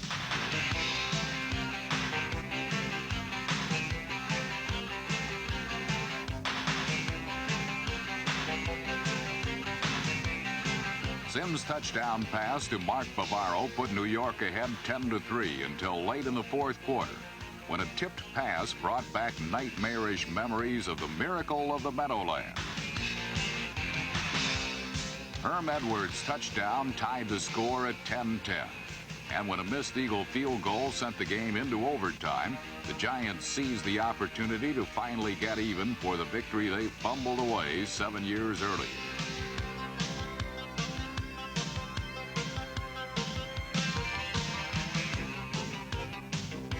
While number 34, Elvis Patterson's game-winning touchdown probably won't be coined vindication in the vet, it did give the Giants an important 16-10 win, keeping them eyeball to eyeball with the Cardinals and Cowboys on top of the NFC Eastern Division.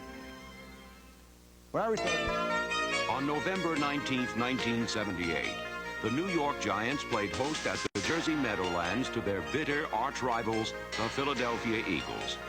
Both teams were still in playoff contention, but the Giants got the jump on Philadelphia when New York quarterback Joe Pisarcik capitalized on an error by Eagle cornerback Herman Edwards. Well, it was a mixed communications, and the receiver ran free in the end zone. It looked like no one was guarding him, and he caught a touchdown. So basically, I was going in Monday thinking, well, I'll get the good tongue lash, and I better put some Vaseline on my back to get ready for this, because it's going to, you know, the game is going to be blamed basically on me for blowing the assignment. The Goats' horns were firmly affixed to Edwards.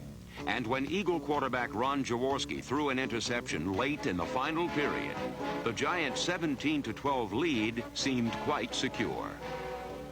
I felt we had just lost the first time to the New York Giants, because we had at that time like 10 or 11 straight wins against the Giants, and it was the strongest part of the Philadelphia Eagle program at that time. I mean, total domination of another football team and a rivalry football team, a team that nobody liked there in New York.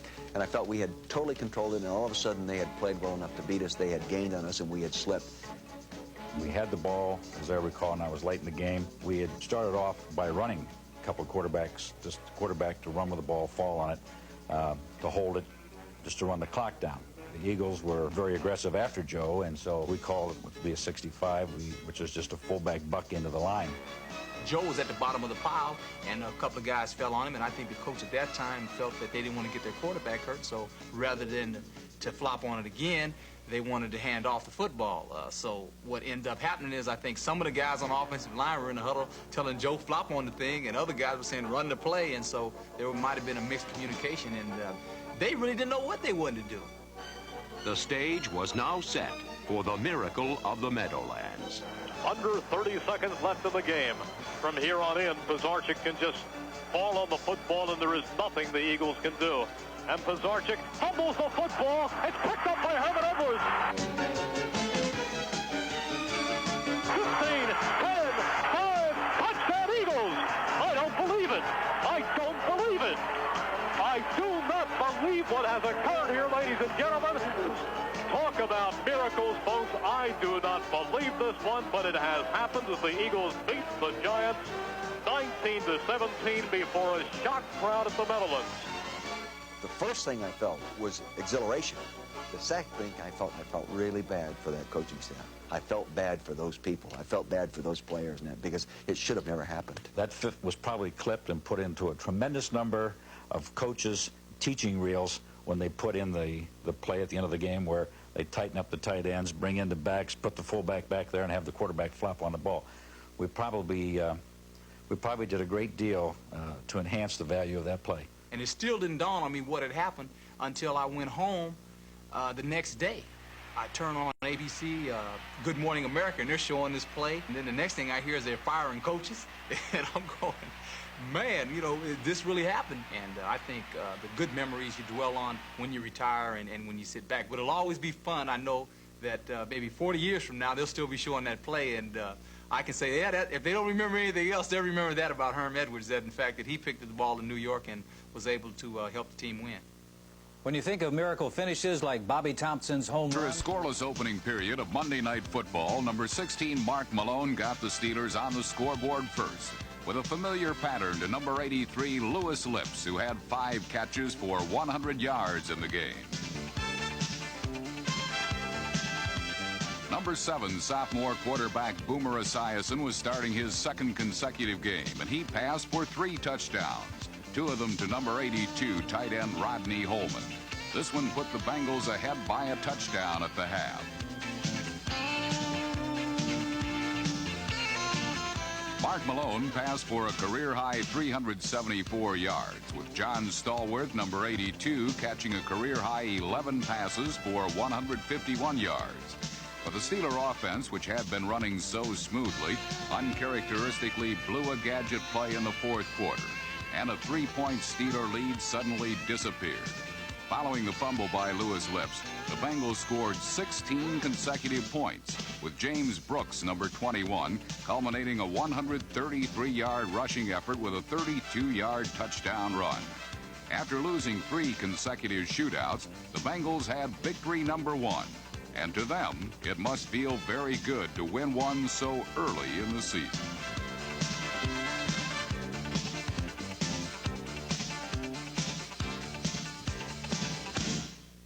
Like I said earlier, Week between two of the surprise teams of the young season, the Rams and Vikings. It's a game that dramatizes an important element in handicapping, often overlooked: coaching and management. Are they both really trying to win? A few years ago, Rams management was mainly concerned with pocketing more of the profits for itself, and several key players were lost in salary disputes. No payoffs, no playoffs. John Robinson was then hired to save management from itself, and he has. His very first move was to trade up to draft Eric Dickerson. This year, he got management to put up big bucks for a Canadian import quarterback, Dieter Brock. And last week, the Rams picked up an expensive pass rushing specialist, Eagles holdout Dennis Harrison. Result, the Rams are heading for the playoffs, maybe beyond. The Vikings, just trying to get respectable, brought back Bud Grant. But management has done more than that. It has signed and is paying for 3 #1 picks, this year's, last year's, after losing them to the USFL, and another USFL refugee, wide receiver Anthony Carter. Result, the Vikings are respectable so far, maybe better than that. So, who's going to win the game? On the Caesars Palace board, the Rams, who are unbeaten on the field and against the spread, are favored at home by 6 points. With and without Eric Dickerson, they've beaten good teams, largely because of their defense. The Vikings have to win with offense. I don't think they can do it against the Rams' defense. The Browns, who are 2-2 against rugged competition, are 3 points over the Patriots at home, whose 2 losses have been to tough defensive teams, which is exactly what the Browns are. They should cover. The Saints are 3 over the Eagles in New Orleans. If they can put the upset of the 49ers behind them, they should beat the Eagles, who have scored only 1 touchdown on offense this season. A vote against the Eagles. The spread of the Bengals over the Jets in Cincinnati, just 1 point, reflects their bad defense. But their offense against a crippled Jet secondary should win a shootout. Len, 3 teams haven't covered a spread yet in 4 games. The Redskins, Bucks, and Falcons. And they're all home team underdogs this week. I'm curious, but not tempted. Thank you, Larry. You know, the Rams, I think, are just too strong for Minnesota. Although Minnesota is playing much better under Bud Grant, I have to go with the Rams. Well, the Rams, I think, as long as they don't do anything foolish, they stick to ball control type of football. Dieter Brock under control as a passer. Now that they have Eric Dickerson back, I'm going to take the Rams also. San Francisco at Atlanta. Boy, that's an up-and-down team for the world champs, huh? But I got to go with them. Oh, I thought that maybe you'd go and give Dan Henning a vote of confidence. No. I'm also going to take the San Francisco 49ers. St. Louis travels to Washington. Again, there has to be some pride with the Washington Redskins. Riggins, I mean, has to sum it up somehow. And Joe Theismann can't be that bad a quarterback. And St. Louis is playing great football. I'm going to take the Redskins at home. I think they're going to pull an upset. I think St. Louis is a... Trailing 17-13, New Orleans wrote the biggest headline of the 1985 season. Number 42, Ronnie Lott, caught up with Wayne Wilson, but he could not catch Eugene Goodloe, number 88.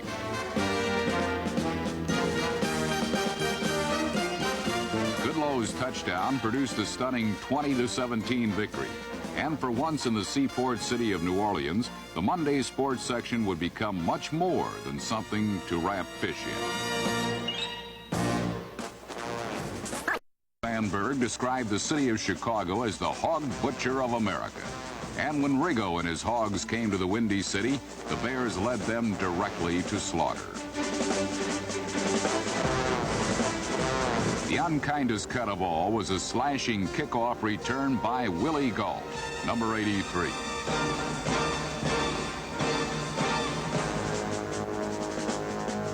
Gault's 99-yard touchdown spurred a string of 45 unanswered points as the Bears chopped, sliced, and diced the Redskin offense. An offense that suddenly has more holes in it than...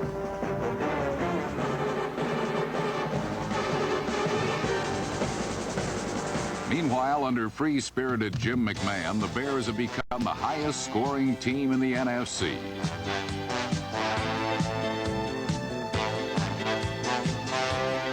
The mobile McMahon threw 3 touchdown passes, including one to wonderful Walter Payton, number 34.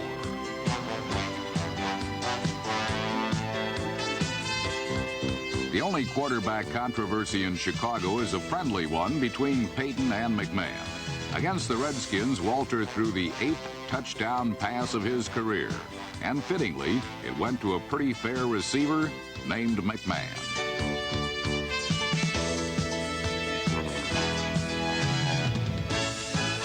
The unbeaten Bears devastated the Redskins 45-10. And like Sandberg's poem about Chicago, this team of big shoulders has big ambitions. Their first NFL title since 1963. And hired assistant coach Hank Bulla. These days, the Minnesota Vikings are sporting a robust look. They appear to be fully recovered from their injury-riddled season of 1984. But even as they tread back on this road to respectability, it is obvious that some of their players have some shaping up to do. Carrying a football in a 300-pound frame proved to be too much for Viking nose tackle Tim Newton. But he did manage to get out a 63-yard interception return that helped Minnesota pounce on Buffalo in the early going at Rich Stadium. Thanks to the efforts of the Vikings' Smurf-like receiving tandem of Leo Lewis, number 87, and Anthony Carter, number 81, Minnesota built up a healthy 17-point halftime lead. This was a contest that looked like it was going to be a runaway, mainly because every time Vince Ferragamo put his strong arm through a vigorous exercise, his receivers somehow treated the football like it was a dumbbell, too heavy to handle. Still, the Bills did make a game of it by flexing what little muscle they have on defense. The Vikings were shut out for most of the second half, but with the score tied at 20 in the waning minutes of the game, Minnesota jogged its memory and came up with the old Statue of Liberty play. Ted Brown's fourth quarter touchdown was the difference as the Vikings prevailed 27-20. While a trick up the sleeve is really nothing new for a Bud Grant coach team, it is a novelty for the New York Jet offense. After being beaten on this Ken O'Brien to Kurt Sohn flea flicker, the Indianapolis Colts decided that the only way to derail the Jets from any more deception was to get downright mean and physical. The hitting took its toll on both sides, and the field soon resembled a pinball machine with a player holding the football banging into a number of obstacles. Unfortunately for the Jets, Colts tight end Pat Beach proved to be a human wrecking ball who tallied up points. For a moment, it appeared that Beach was out for the count, but in reality, it was the Jet defense that was a-hurtin'. 3 starting defensive backs were lost for the game. Fact that struck home when Raymond Butler slithered through their secondary for a 72-yard score. The Colts were down by 5 and knocking on the Jets' doorstep late in the game when New York summoned what last ounce of strength it possessed in a furious goal line stand. Indianapolis came up short, and when all was said and done, it was the Jets who stood tall on the front end of a 25-20 victory. Although the Los Angeles Rams have gotten off to a good start, their new quarterback has not. But last Sunday, Dieter Brock did work up a good sweat. And with the aid of the fleet-footed Henry Ellard, number 80, the Ram offense finally showed the zip it desired when it signed the Canadian League veteran.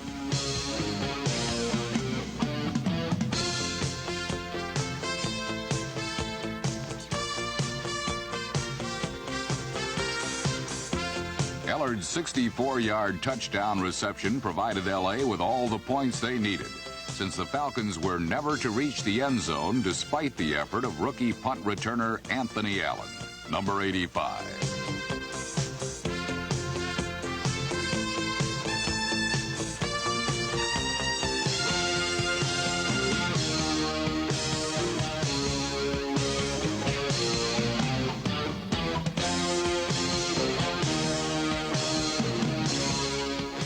Have yet to yield a rushing touchdown this season. And with the immobile Steve Bartkowski standing in the pocket, they handled Atlanta's pass attack as easily as they have been handling the run. It appears to be Los Angeles' own passing game that is making strides. And with Brock hitting on 16 of 20 for 2 touchdowns, the Rams disposed of the Falcons 17-6.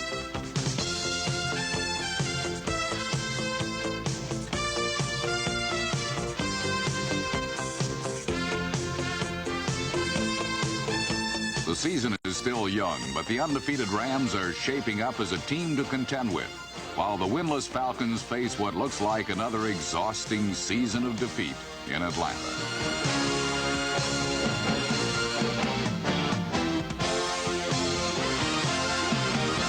To our special guest may feel that the USFL exchange may be in order. Our special guest is best known for a couple things. Number one is the Hail Mary pass that he threw against the University of Miami last year. And number two... 6 different categories.